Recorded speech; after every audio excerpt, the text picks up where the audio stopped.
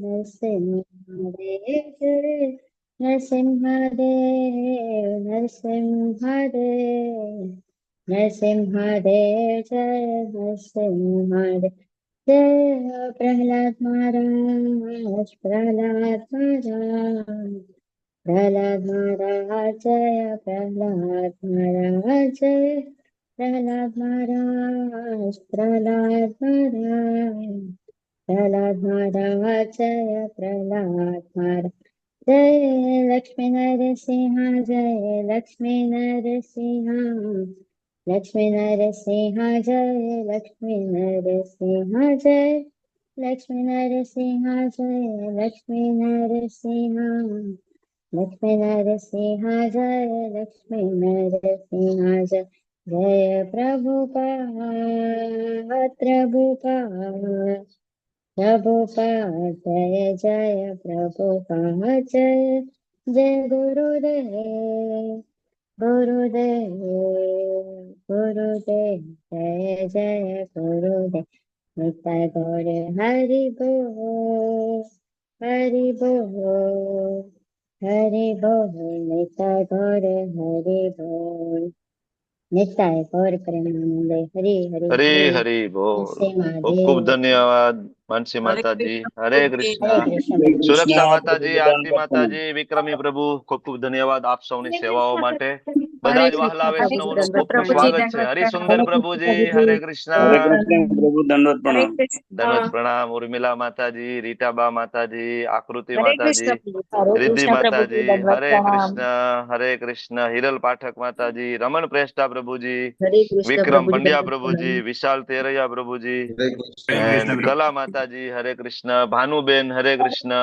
હિનાબેન ત્રિવેદી માતાજી, હરે કૃષ્ણ. ખૂબ ખૂબ સ્વાગત છે આપ સૌનું ઇસ્કોન બેંગલુરુ શ્રી શ્રી રાધા ગોવિંદ મંદિર કુલાઈ તરફથી. નિશા માતાજી, અરાધિકા સીતા માતાજી, છાયા માતાજી, ધર્મેન્દ્ર પ્રભુ, એન્ડ હરે કૃષ્ણ. દીપિકા માતાજી, હરે કૃષ્ણ. હરે કિરણ કૃષ્ણ વસોયા પ્રભુજી, પ્રભુ, દંડવત પ્રણામ. દંડવત હરે કૃષ્ણ પ્રણામ. પ્રભુજી. હરે કૃષ્ણ. નરેન્દ્ર પ્રભુ, હરે કૃષ્ણ. મુકેશ મકવાણા પ્રભુ, પૂર્વી માતાજી, હરે કૃષ્ણ. હરે કૃષ્ણ પ્રભુ. હરે કૃષ્ણ. તેજલ માતાજી, હરે એન્ડ કૃષ્ણ પ્રભુજી, સાદર પ્રણામ. હરે કૃષ્ણ દંડવત પ્રભુજી, પ્રણામ. દંડવત હરે કૃષ્ણ. હરે કૃષ્ણ. રાજેન્દ્ર પ્રભુ, જય શ્રી બા પરમાર માતાજી, જિગીસા માતાજી, હરે કૃષ્ણ. હરે કૃષ્ણ પ્રભુ, દંડવત પ્રણામ. હરે કૃષ્ણ. કૃષ્ણ કૃપાલય પ્રભુ, હરે હરે કૃષ્ણ. કૃષ્ણ પ્રભુજી. હરે કૃષ્ણ. ખૂબ ખૂબ સ્વાગત છે આપ સૌનું ઇસ્કોન બેંગલુરુ શ્રી શ્રી રાધા ગોવિંદ મંદિર કુલાઈ તરફથી શ્રીમદ ભગવદ ગીતા લેવલ 2 અધ્યાય 4 વિભાગ પહેલાની ચર્ચામાં ભાગ લેવા માટે સ્વાગત છે આપ સૌનું. તમને બધાને ખૂબ ખૂબ શુભકામનાઓ નરસિંહ ભગવાનના પ્રાગટ્ય દિવસની. આજે ભગવાન કરુણાના અવતાર, ભક્ત વત્સલ ભક્ત શિરોમણી એવા પ્રહલાદ મહારાજના બરાબર પ્રિય એવા ભગવાન નરસિંહદેવ આજે પ્રગટ થયા હતા. ખૂબ પવિત્ર દિવસ છે. વધુમાં વધુ આજે માળા કરજો, વધુમાં વધુ જપ કરો, શ્રીમદ ભગવદ ગીતા ભાગવતમ વાંચો. અને આપણા ટેમ્પલમાં સાંજે 5 વાગ્યાથી ઓનલાઈન પ્રોગ્રામ છે. કદાચ તમે નજીક ટેમ્પલ ના હોય, નજીક ના જઈ શકતા હોય મંદિરે, તો મંદિરથી ઓનલાઈન પ્રોગ્રામ છે એ રિલીઝ કરશે તો તમે લોકો જોઈ શકશો. અભિષેક થશે, સરસ મજાની આરતી થશે, બરાબર. તો શરૂઆત કરશું ભગવાન શ્રી શ્રી રાધા ગોવિંદજીના ચરણોમાં ખૂબ ભાવપૂર્વક પ્રેમપૂર્વકની પ્રાર્થના આપણે સાથે મળીને મંગલાચરણથી શરૂઆત કરશું. ઓમ જ્ઞાનતિમિરાંધસ્ય જ્ઞાનાંજન શલાકયા ચક્ષુરુન્મિલિતમ યેન તસ્મૈ શ્રી ગુરુવે નમઃ. શ્રી ચૈતન્ય મનોભીષ્ટમ સ્થાપિतं येन भूतले स्वयं रूप कदा मह्यं ददाति स्वपदान्तिकम्.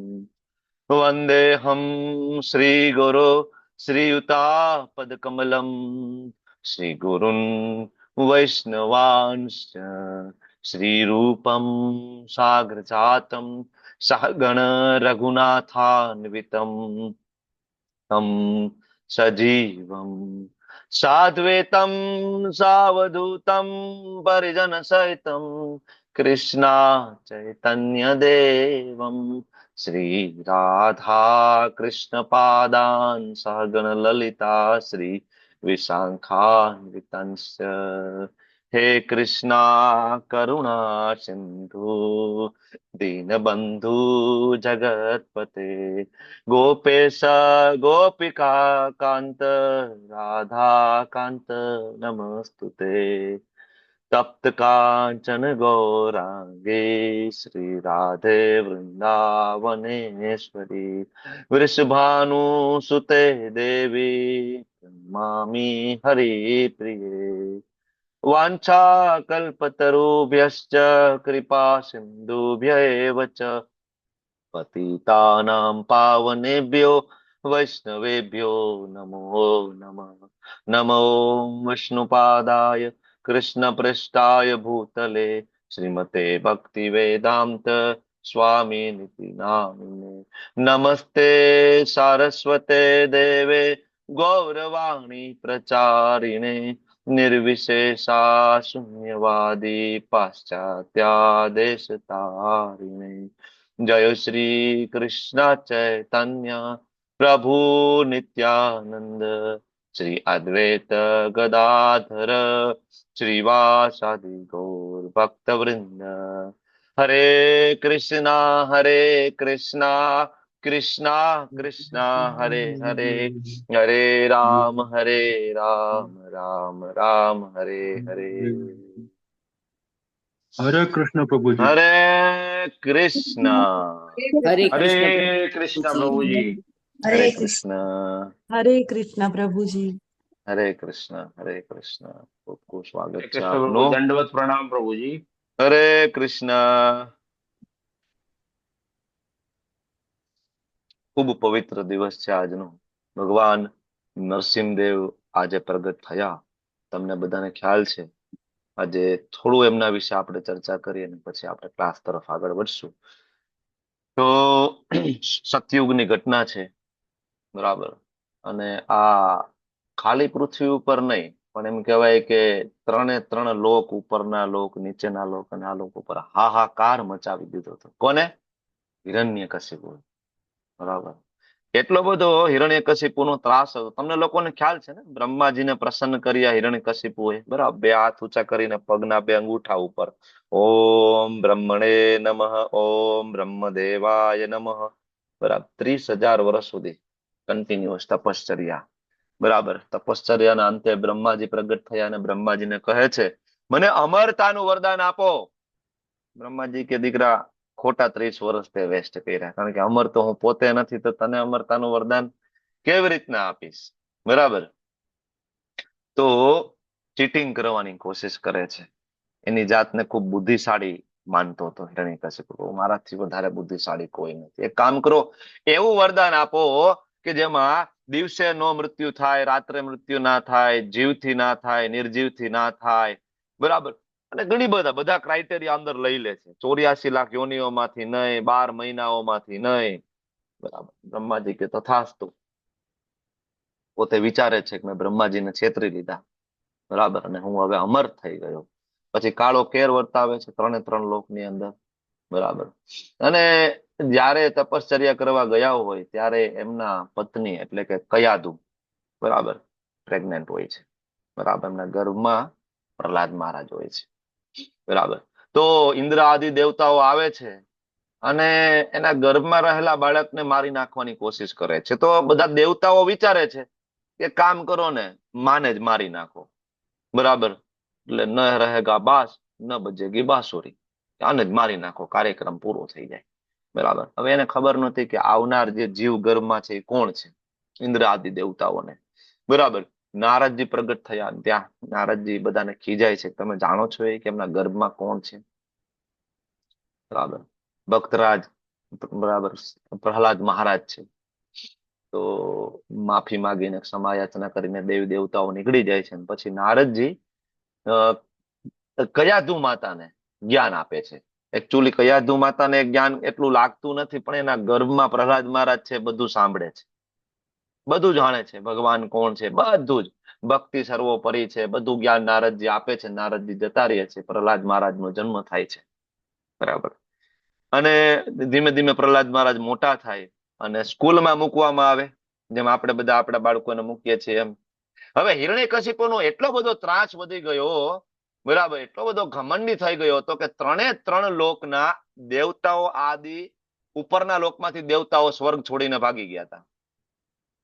વિચાર કરો કે કયા હદે એનો ત્રાસ હશે. દેવતાઓ સ્વર્ગ છોડીને ભાગી ગયા હતા, બરાબર. અને હિરણ્યકશિપુ દેવતાઓને પણ કહેવાય નોકરી કરાવે, બરાબર. હિરણ્યકશિપુની ભવા ઊંચી થાય તો 3 લોક કંપે, એટલો બધો એનો ત્રાસ હતો, બરાબર. અને વિચાર કરો કે દેવતાઓ પણ તેની સેવા ચાકરી કરે. એ હિરણ્યકશિપુ બધાને કહે કે હું ભગવાન છું, વિષ્ણુ ભગવાન નથી. અને વિચાર કરો કે ત્રાસ એટલા હદે હશે કે ભગવાનના પરમ ભક્ત નારદજી પણ જયારે એને મળવા જતા ને, નારદજી, તો ત્યારે નારદજી શું કહેતા ખબર છે? હિરણ્યકશિપુ પ્રભુ કી જય, હિરણ્યકશિપુ પ્રભુ કી જય. એને હોત હિરણ્યકશિપુની જય બોલવી પડતી, આવી હાલત હતી, બરાબર. સંસારમાં રહેલા બધા જ બ્રાહ્મણોએ ભગવાન વિષ્ણુના યજ્ઞ બંધ કરી દીધા હતા. જો કોઈ વિષ્ણુનો યજ્ઞ કરશે, કોઈ ગૌ સેવા કરશે તો હિરણ્યકશિપુ મારી નાખે, બરાબર. અને સંસારના બધા લોકોને કોઈ કામ નહીં કરવાનું, કઈ કામ નહીં કરવાનું. ખાલી તમે આકાશ તરફ જોવો અને હિરણ્યકશિપુએ પોતાનો મંત્ર આપ્યો તે મંત્ર બોલો, જે કઈ જોઈએ વસ્તુ પ્રાપ્ત થાય, જે કઈ નહીં, બરાબર. ભગવાનની પૂજા નહીં કરવાની, સેવા નહીં કરવાની, આસુરી વૃત્તિ જે કરવી એ કરવાની, બરાબર. વિષ્ણુ પ્રસન્ન થાય એવું કોઈ કાર્ય થવું ના જોઈએ, કારણ કે વિષ્ણુ ભગવાન નથી. આવી કન્ડિશનમાં પ્રહલાદ મહારાજને સ્કૂલમાં મૂકવામાં આવે. સ્કૂલના એના 2 ટીચર, સંડ અને અમર્ક, બરાબર. અને 2 કોના દીકરા હતા? સંડ અમર્ક શુક્રાચાર્યના, બરાબર. હવે એ પ્રહલાદ મહારાજને ટ્રેનિંગ આપે છે. શું ટ્રેનિંગ આપે છે? તો ભૌતિક વિજ્ઞાન એને શીખવતા હતા અને આસુરી સંસ્કૃતિ શીખડાવતા હતા. એનો એવો પ્રયાસ હતો હિરણ્યકશિપુના કહેવાથી, સંડ અમર્ક એના ટીચરનો, કે આ ક્યારે ભગવાન વિષ્ણુનો ભક્ત બને નહીં, બરાબર. ખાસ તો એને ભગવત તત્વ ખબર ના પડવી જોઈએ, એનો મેઇન પ્રયત્ન હતો. આજે પણ સ્કૂલ અને કોલેજમાં આવા સંડ અને અમર્કના જ કહેવાય કે પૂર્વજો, એના વંશજો, બરાબર, સ્કૂલ કોલેજમાં તમને મળશે. આજ છે અત્યારે જેટલી પણ સ્કૂલ કોલેજ ચાલે, જેટલા પણ ટીચિંગ નું કામ કરી રહ્યા છે, મોટા ભાગના બધા ટીચરો છે સંડ અને અમર્કના વંશજો છે. કે કેવી રીતના બાળકને નાસ્તિક કેવી રીતના બનાવવું, ભગવાન તો છે જ નહીં, આ એના મનમાં કઈ રીતના ઠસાવવું, આ પેલો પ્લાન હોય છે આજના ભૌતિક જગતના સ્કૂલ કોલેજોનો. હું વિરોધી નથી, હું પોતે ભણીને આવ્યો છું. ભગવાનની કૃપાથી, શ્રી પ્રભુપાદની કૃપાથી કંઈક સમજી શક્યા. એટલે ભણાવવું તો પડે બાળકોને, પણ સાથે સાથે જેમ પ્રહલાદ મહારાજના ભૌતિક શિક્ષકો સંડ અને અમર્ક હતા, પણ પ્રહલાદ મહારાજના આધ્યાત્મિક ગુરુ નારદજી હતા, બરાબર. એમ જો તમે પણ સંડ અને અમર્કની સ્કૂલમાં તમારા બાળકોને મૂક્યા હોય તો એના આધ્યાત્મિક ગુરુ પ્રભુપાદને બનાવો, જો તમારે તમારા બાળકને બચાવવું હોય તો. That is impossible. આગળ જતા અસુર બનશે, રાક્ષસ બનશે. ને અસુર એટલે કઈ માથે 2 શિંગડા ઉગશે નહીં. તમને એમ થાય કે અસુર કેવી રીતના બને? આપણે ભગવદ્ ગીતાનો 16મો અધ્યાય ભણી ગયા, દેવી અને આસુરી તત્વ. એમાં આસુરના જે ગુણ છે એ બધા બાળકોમાં આવશે, બરાબર.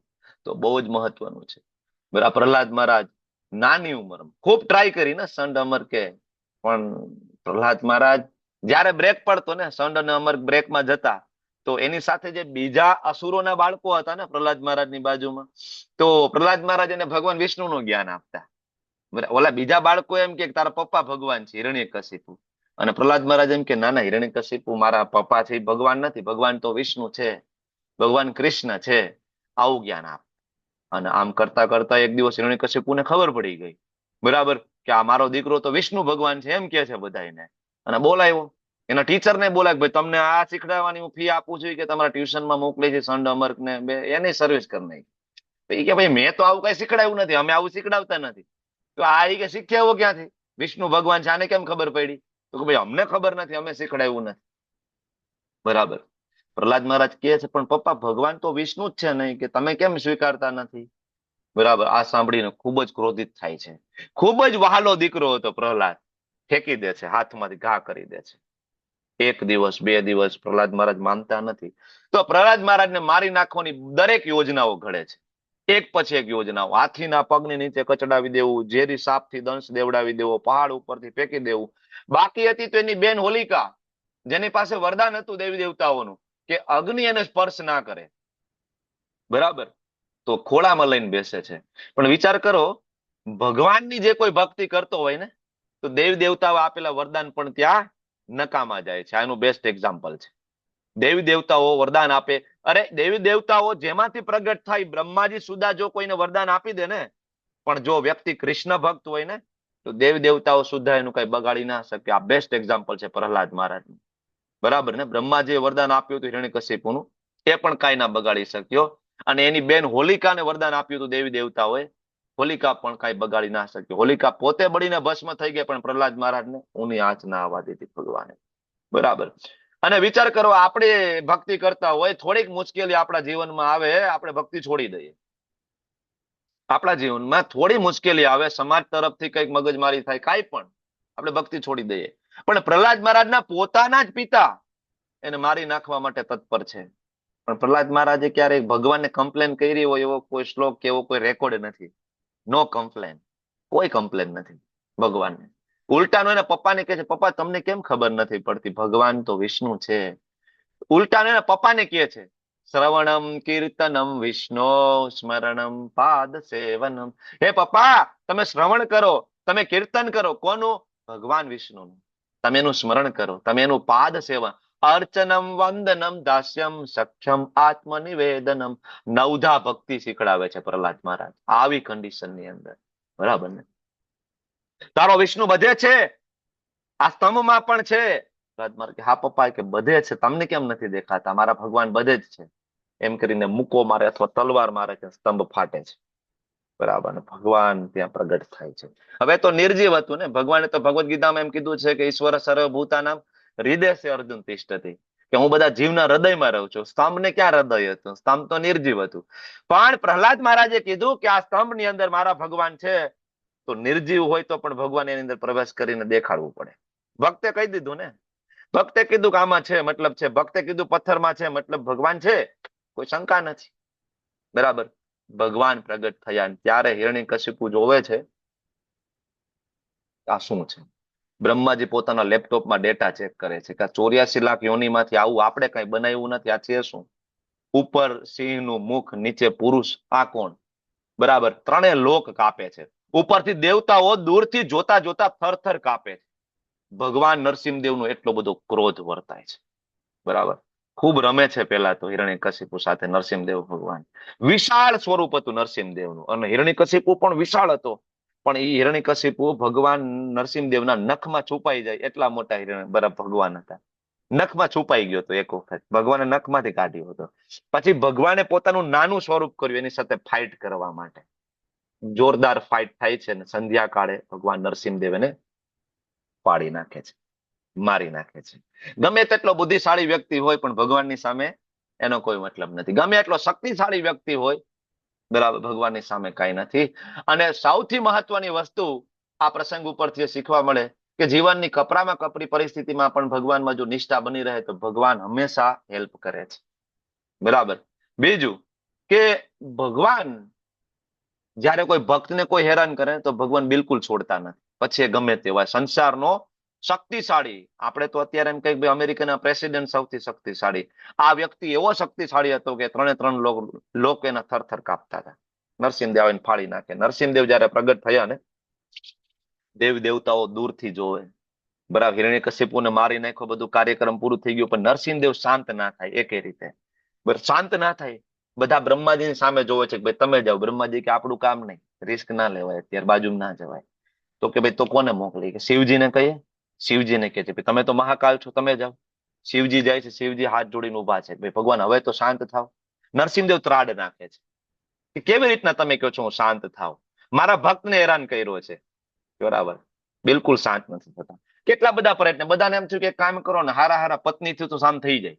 ગમે એવા વિરલા હોય કે લક્ષ્મીદેવને કે લક્ષ્મીદેવીને કહો એ કે, અને ફોન કરે છે કે ભાઈ ક્યાં તમારા પતિ ક્યાં છે? તો ખબર છે, તો કે ખબર નથી, અહીંયા આવ્યા છે કે તમે આવો, બરાબર. લક્ષ્મી દેવી આવે છે, ક્યાં છે? એ શાંત નથી થતા, એ કે અંદર છે. દેવતાઓ તો જવા તૈયાર નહોતા નજીક. બ્રહ્માજીને બધા દૂરથી જ જોતા હતા પિક્ચર, નજીક જવાની રિસ્ક જ નહીં લેવાનું. બરાબર. તો કે ક્યાં છે? તો કે અંદર છે. લક્ષ્મી દેવી કે હમણાં આવું જાઓ, હમણાં શાંત થઈ જાય. લક્ષ્મી દેવી અંદર ગયા જોયું, તરત જ પાછા ઊંધા કે આમાં રિસ્ક જ ના લેવાય, કે તમે ખોટું બોલો છો, કે આ ક્યાં મારા પતિ છે. આવું આનું હોય કે ચહેરો નહીં, કે આવું નથી કે તમે જોવો કે ને પગ જોવો તમે, કે પગની સેવા કરો છો ને, પાદ સેવન તમે જો ઓળખી જાશો. લક્ષ્મી દેવી જ્ઞાન જોયું કે આ છે તો કે આપણા જ કે, પણ અત્યારે આમાં કઈ રિસ્ક ના લેવાય. તમે જોઈ લો કે દેવી દેવતાઓને કે આમાં મારું કામ નથી, અત્યારે જતા રહ્યા. પછી બ્રહ્માજીને ખબર પડી કે આ એક જ વ્યક્તિથી શાંત થશે. કોનાથી? પ્રહલાદ મહારાજ. ત્યારે પ્રહલાદ મહારાજને કે છે તમે જાઓ. તો વિચાર કરો કે ત્રણે ત્રણ લોકના દેવી દેવતાઓ જેનાથી થરથર કાપે છે, એની સામે પ્રહલાદ મહારાજ આરામથી જાય છે. બરાબર, હાથમાં હાર લઈ અને જાય અને ભગવાનને હાર પહેરાવે છે, નરસિંહદેવ ભગવાનને. ભગવાન પકડીને ખોળામાં બેહાડે છે, જેનાથી સાક્ષાત કાળ ડરે છે. એના ખોળામાં પ્રહલાદ મહારાજ બેઠા છે. અને ત્યારે સિંહ કેવી રીતના એના બચ્ચાને પ્રેમ કરે, જીભથી ચાટીને. ભગવાન નરસિંહદેવ જીભથી ચાટે છે પ્રહલાદ મહારાજને, એના ઉપર હાથ મૂકે છે. બરાબર. તો ભક્ત વત્સલ ભગવાન નરસિંહદેવનું આજે પ્રાગટ્ય છે. અને ઇસ્કોનની આજે મુવમેન્ટ ચાલી રહી છે, એમાં નરસિંહદેવ ભગવાનની ખૂબ આશીર્વાદ રહ્યા છે. એવું નથી કે સતયુગની અંદર જ ભગવાન નરસિંહદેવ આવ્યા હતા પછી નથી આવ્યા. 800 થી 500 વર્ષ પહેલા ભગવાન ચૈતન્ય મહાપ્રભુ પ્રગટ થયા. અને એ નવદીપ મંડળની અંદર જયારે મુસ્લિમ લોકો, ખાસ તો ત્યારે નવાબનું રાજ હતું, અને બ્રાહ્મણોએ કમ્પ્લેન કરી નવાબને, કારણ કે ભગવાન ચૈતન્ય મહાપ્રભુએ આપ્યું હરિનામ, બધા હરિનામ કરતા હતા. તો બીજા જે વિદ્વાન બ્રાહ્મણો હતા કહેવાતા, એને એવું થયું કે આ બધા હરિનામ કરીને શુદ્ધ થઈ જાય તો કોઈ કર્મકાંડ નહીં કરાવે બરાબર અમારી પાસે, અને અમારી દુકાન બંધ થઈ જશે.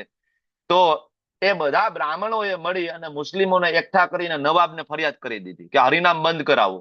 આ લોકોને કઈ નવરાય નથી, આ બધા આ ધંધો કરે છે કે જયારે મળે ત્યારે મૃદંગને કરતાલ લઈને હરે કૃષ્ણ રોડ ઉપર નીકળીને આને બંધ કરાવો. અને ચાંદ કાજી એનું નામ નવાબનું, ગયા, મૃદંગો તોડી નાખ્યા, ભક્તોને દંડિત કર્યા. અને ભગવાન મહાપ્રભુને ખબર પડી કે મારા ભક્તોને દંડિત કર્યા, મૃદંગ તોડી નાખ્યા. કમ્પ્લેન કરવા ગયા બધા ગદાધર પંડિત ના બધા. બરાબર. ભગવાન બીજા દિવસે જયારે ગયા, ભગવાન ચૈતન્ય મહાપ્રભુ હજારો લોકો લઈને ગયા ચાંદ કાજી પાસે. ચાંદ કાજી અંદર છુપાઈ ગયો તો બહાર નીકળે નહીં. બરાબર. ચૈતન્ય મહાપ્રભુ એની સામે બેસે છે, ત્યારે ઘણી બધી ચર્ચાઓ થાય છે. ત્યારે ચાંદ કાજી કહે છે કે ગઈકાલે રાત્રે જયારે મેં તમારા ભક્તોને હેરાન કર્યા, માર્યા, પછી હું ઘરે આવ્યો, તો રાત્રે એવા કોઈ ભગવાન મારા સ્વપ્નમાં આવ્યા, મારી સામે મારી છાતી ઉપર ચડીને બેઠા છે, જેનું મુખ છે એ સિંહનું છે. બરાબર. મારી છાતી ઉપર બેસી ગયા અને મને કીધું મારા ભક્તને હેરાન કરે તું, ફાડી નાખું છાતી તારી, એમ કરીને જોઈ કે નખના નિશાન છે કે. અને ખરેખર ચાંદ કાજી નખના નિશાન બતાવે છે, જોઈ કે. બરાબર. તો આ 500 વર્ષ પહેલા પણ ભગવાન નરસિંહદેવ આવ્યા. હવે 500 વર્ષ પહેલા ને હમણાંની વાત કરીએ, 30-40 વર્ષ પહેલા લંડન ની અંદર ભક્તો જપ કરી રહ્યા હતા, માળા કરી રહ્યા હતા, મંગલા આરતીમાં જતા હતા. એમાં એક બાઇકર્સ ગેંગ હતી, બાઇકર વાળા, બરાબર, ગુંડા મવાલીઓ. તો એ જાય અને ચોટલી ખેંચતા જાય, શિખા ખેંચતા જાય, પાટા મારતા જાય, ધોતિયા પહેરે, ધોતી ખેંચતા જાય, આવું બધું કરતા હતા. બરાબર. બહુ પ્રાર્થના કરે ભક્તો નરસિંહદેવને. એક દિવસ થયું એવું કે બાઇકર્સ ગેંગ આવી અને કહેવાય કે બીજા બધા ભક્તો તો ભાગવા માંડ્યા. એક ભક્ત બિચારો રહી ગયો. એ ભક્ત દોડતો હતો, બધા બાઇક વાળા પાછળ. દોડતો દોડતો ગયો તો એક ડેડ એન્ડ આવી ગયો, મતલબ એ શેરી ત્યાં પૂરી થઈ ગઈ. અને બધા બાઇકર્સ પાછળ ને ભક્ત આ બાજુ આવી અને દિવાલની બાજુ ઉભો રહીને ઉગ્રમ વીરમ મહાવિષ્ણુ જ્વલંતમ સર્વતો મુખમ, બરાબર. અને એ બોલવા જ મંડે ઉપરા ઉપરે. ભગવાન થોડી વાર જોયું તો પાછળથી બધા અવાજ આવે છે, બરાબર. ને પાછળ જોવે છે, કોઈકનું માઇક ચાલુ છે, મારો અવાજ મને સંભળાય છે, અને બાઇક ઉડી રહ્યા છે, પાછળ જોવે છે તો. અને બધા જેટલા બાઇકર્સ વાળા છે એ બધા ઊંધે કાન પડેલા છે, બધા રડી રહ્યા છે, અડધા લોહી લોહાણ છે. શું થયું, શું થયું? ઓલો ભક્તો, પછી ભક્તો કરુણાના અવતાર હોય, શું થયું, શું થયું, કેમ થયું, એમ કરી નજીક જાય છે તો ઓલા બધા ભાગે. બરાબર. બીજે ત્રીજે દિવસે જયારે ફરીથી એક બાઇકર્સ વાળો આને મળે છે ભક્તને અને પૂછે છે કે ભાઈ શું થયું હતું, તો ઓલો તો ડરતા ડરતા કે છે અમને ખબર નહોતી કે તમારા બોડીગાર્ડ કે આવી રીતના તમારી રક્ષા કરે છે. તો કે શું થયું હતું? એ કે અમે તમારી પાછળ આવ્યા તો એ કે મોટું સિંહ વાળું કઈક માથું હતું એવું અમને લાગ્યું, નીચે પુરુષ હતા અને એ અમને બધાને ફેંકી રહ્યા હતા, ઉડાડી. આ રિયલ ઇન્સિડન્ટ છે લંડનનો. બરાબર. અને હવે હજી નજીક આવીએ માયાપુર. માયાપુર પશ્ચિમ બંગાળની અંદર, એટલે કે વિચાર કરો મુસ્લિમોની વચ્ચેનું મિયાપુર નામ કરી દીધું હતું મુસ્લિમો, ઓરિજિનલ માયાપુર. ભગવાન ચૈતન્ય મહાપ્રભુનું ત્યાં પ્રાગટ્ય થયું એ જગ્યા. બરાબર. તો ખૂબ ત્રાસ, મુસ્લિમ લોકોનો ખૂબ ત્રાસ. પેટ્રોલ બોમ્બ ફેંકવામાં આવે. મારા ગુરુ મહારાજ નવા નવા ત્યાં હજી શ્રીલ પ્રભુપાદે કહ્યું તો શિફ્ટ થયા હતા મારા ગુરુ મહારાજ. માયાપુરનું ભવ્ય તમે અત્યારે મંદિર જોવો છો, ત્યારે એટલું વિશાળ મંદિર નહોતું, નાની એવી જગ્યા. મારા ગુરુ મહારાજ પોતે ખેતી કરતા, અને મુસ્લિમો દ્વારા ખૂબ ત્રાસ. બરાબર. ઘણી વખત મંદિરમાં આવીને પૂજારીઓને મારે, બરાબર, દંડિત કરે, હેરાન કરે, ચોરી કરી જાય, આવું બધું. ત્યારે પ્રભુપાદે કીધું કે તમે નરસિંહદેવને ઇન્ટ્રોડ્યુસ કરો. બરાબર. તમે નરસિંહદેવનું સ્થાપના કરો, પ્રાણ પ્રતિષ્ઠા કરો. ત્યારે તમે જોશો માયાપુરમાં જાઓ, આજે પણ તમે ગૂગલમાં સર્ચ કરો, ત્યાં ઉગ્રમ નરસિંહદેવની સ્થાપના કરી છે. ઉગ્રમ નરસિંહદેવ. બરાબર. મોટી આંખો છે ને, આંખો એકદમ લાલ છે ને, મોઢું ખુલ્લું છે, વિકરાળ સ્વરૂપ છે, આવી રીતના. બરાબર. જે દિવસથી એક તો જેને એને કોતરણી કરી, બરાબર, પછી હજી અહીં લઈ આવવાનો દિવસ બાકી હતો, હજી માયાપુરના મંદિરમાં હજી વાર હતી. પણ કોતરણી કરીને જેવા રેડી થઈ ગયા ને, તો 2 દિવસ પછી મૂકવા જવાનું હતું. બરાબર. તો સ્વપ્નમાં આવ્યા જે શિલ્પકારને કે હું રહી ના શકું મારા ભક્તો વગર, તારું કામ પૂરું થઈ ગયું છે, આજે ને આજે મને શિફ્ટ કર. ઓલો વિલંબ કરે છે. વિલંબ કરે છે તો જ્યાં રાખવામાં આવ્યા છે જે ટેન્ટની અંદર, એ ટેન્ટને બધું સળગવા લાગે છે. નરસિંહદેવ ફરીથી આવે છે કે તને કીધું ને અત્યારે જ લઈ જા, હું મારા ભક્તો વગર બિલકુલ ના રહી શકું, મારા ભક્તો મુશ્કેલીમાં છે. રાતોરાત નરસિંહદેવના વિગ્રહ તમે જે જોવો છો ને, રાતોરાત માયાપુર શિફ્ટ કરવામાં આવે છે, અને ત્યાં ડીટી ઇન્સ્ટોલેશન થાય છે. અને તમે માનો કે ના માનો, જ્યારથી ત્યાં માયાપુરમાં ડીટી ઇન્સ્ટોલેશન થયું એ દિવસ અને આજનો દિવસ કોઈ પણ હુમલો એ મંદિર ઉપર નથી થયો. આજે પણ મુસ્લિમો છે બધા ભાગી ગયા છે માયાપુર છોડીને. તો આવા કેટલાય બધા મંદિરો છે કઝાકિસ્તાનની અંદર, ચેક રિપબ્લિકની અંદર, કે જ્યાં આપણા ઇસ્કોનના ભક્તો સાથે ખૂબ હેરાનગતિ થઈ. પછી પ્રભુપાદે નરસિંહદેવને ઇન્ટ્રોડ્યુસ કર્યા. એટલે આપણે ઇસ્કોનની અંદર સવાર સાંજ નરસિંહદેવની આરતી થાય છે, પૂજા આરતી. લગભગ બીજા મંદિરમાં તમને આ જોવા નહીં મળે, ઇસ્કોનમાં જ જોવા મળશે. એટલા માટે, કારણ કે નરસિંહદેવ છે વિઘ્નહર્તા છે. આપણે વિઘ્નહર્તા ગણેશજીને કહીએ છીએ, પણ બ્રહ્મ સંહિતાની અંદર બ્રહ્માજી પોતે કહે છે કે ગણેશજીને જે વિઘ્નહર્તા ની શક્તિ પ્રાપ્ત થાય છે કોની પાસેથી? ભગવાન નરસિંહદેવ પાસેથી. તો એવા ભગવાન નરસિંહદેવનું આજે પ્રાગટ્ય છે. ખૂબ જપ કરજો, મંદિરે જજો, બરાબર. અને ઘરે નરસિંહદેવ ભગવાનનો ફોટો હોય તો 108 તુલસી પત્ર નો અભિષેક કરી શકાય આજે. બરાબર. તમને બધાને ખ્યાલ છે, નરસિંહ કવચ તમને મળી જશે. બરાબર. ભગવાન નરસિંહદેવની પ્રાર્થના મળી જશે. આ બોલતા બોલતા ઉગ્રમ વીરમ મહાવિષ્ણુ વાળો જે શ્લોક છે, તમે ગૂગલમાં ટાઈપ કરજો, મળી જશે. એ એકવાર શ્લોક બોલવાનો, સ્વાહા એમ કરીને 1 તુલસી પત્ર અર્પણ કરવાનું, વળી બીજી વાર બોલવાનું એમ કરીને 108. નરસિંહદેવ ખૂબ આનાથી પ્રસન્ન થશે આજના દિવસે. તમે લોકો પ્રયત્ન કરજો. બરાબર. આજના દિવસ અન્નદાન સેવાનું ખૂબ મહત્વ છે, કારણ કે આજના દિવસે ભગવાન નરસિંહદેવ માત્ર વિચાર કરો કે ભગવાનનો એક એવો અવતાર જે થોડાક સમય માટે ખાલી ભક્ત માટે પ્રગટ થયા. બીજી કોઈ યોજના નથી આ વખતે. રામચંદ્રજી આવ્યા, ઘણો સમય રહ્યા, કૃષ્ણચંદ્ર આવ્યા, ઘણો સમય રહ્યા, પણ નરસિંહદેવ આવ્યા, લાંબો સમય ના રહ્યા.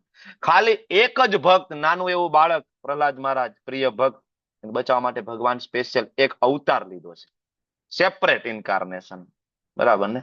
તો ભગવાન ખૂબ પ્રસન્ન થશે આજે જો તમે કોઈ વૈષ્ણવ સેવા કરશો.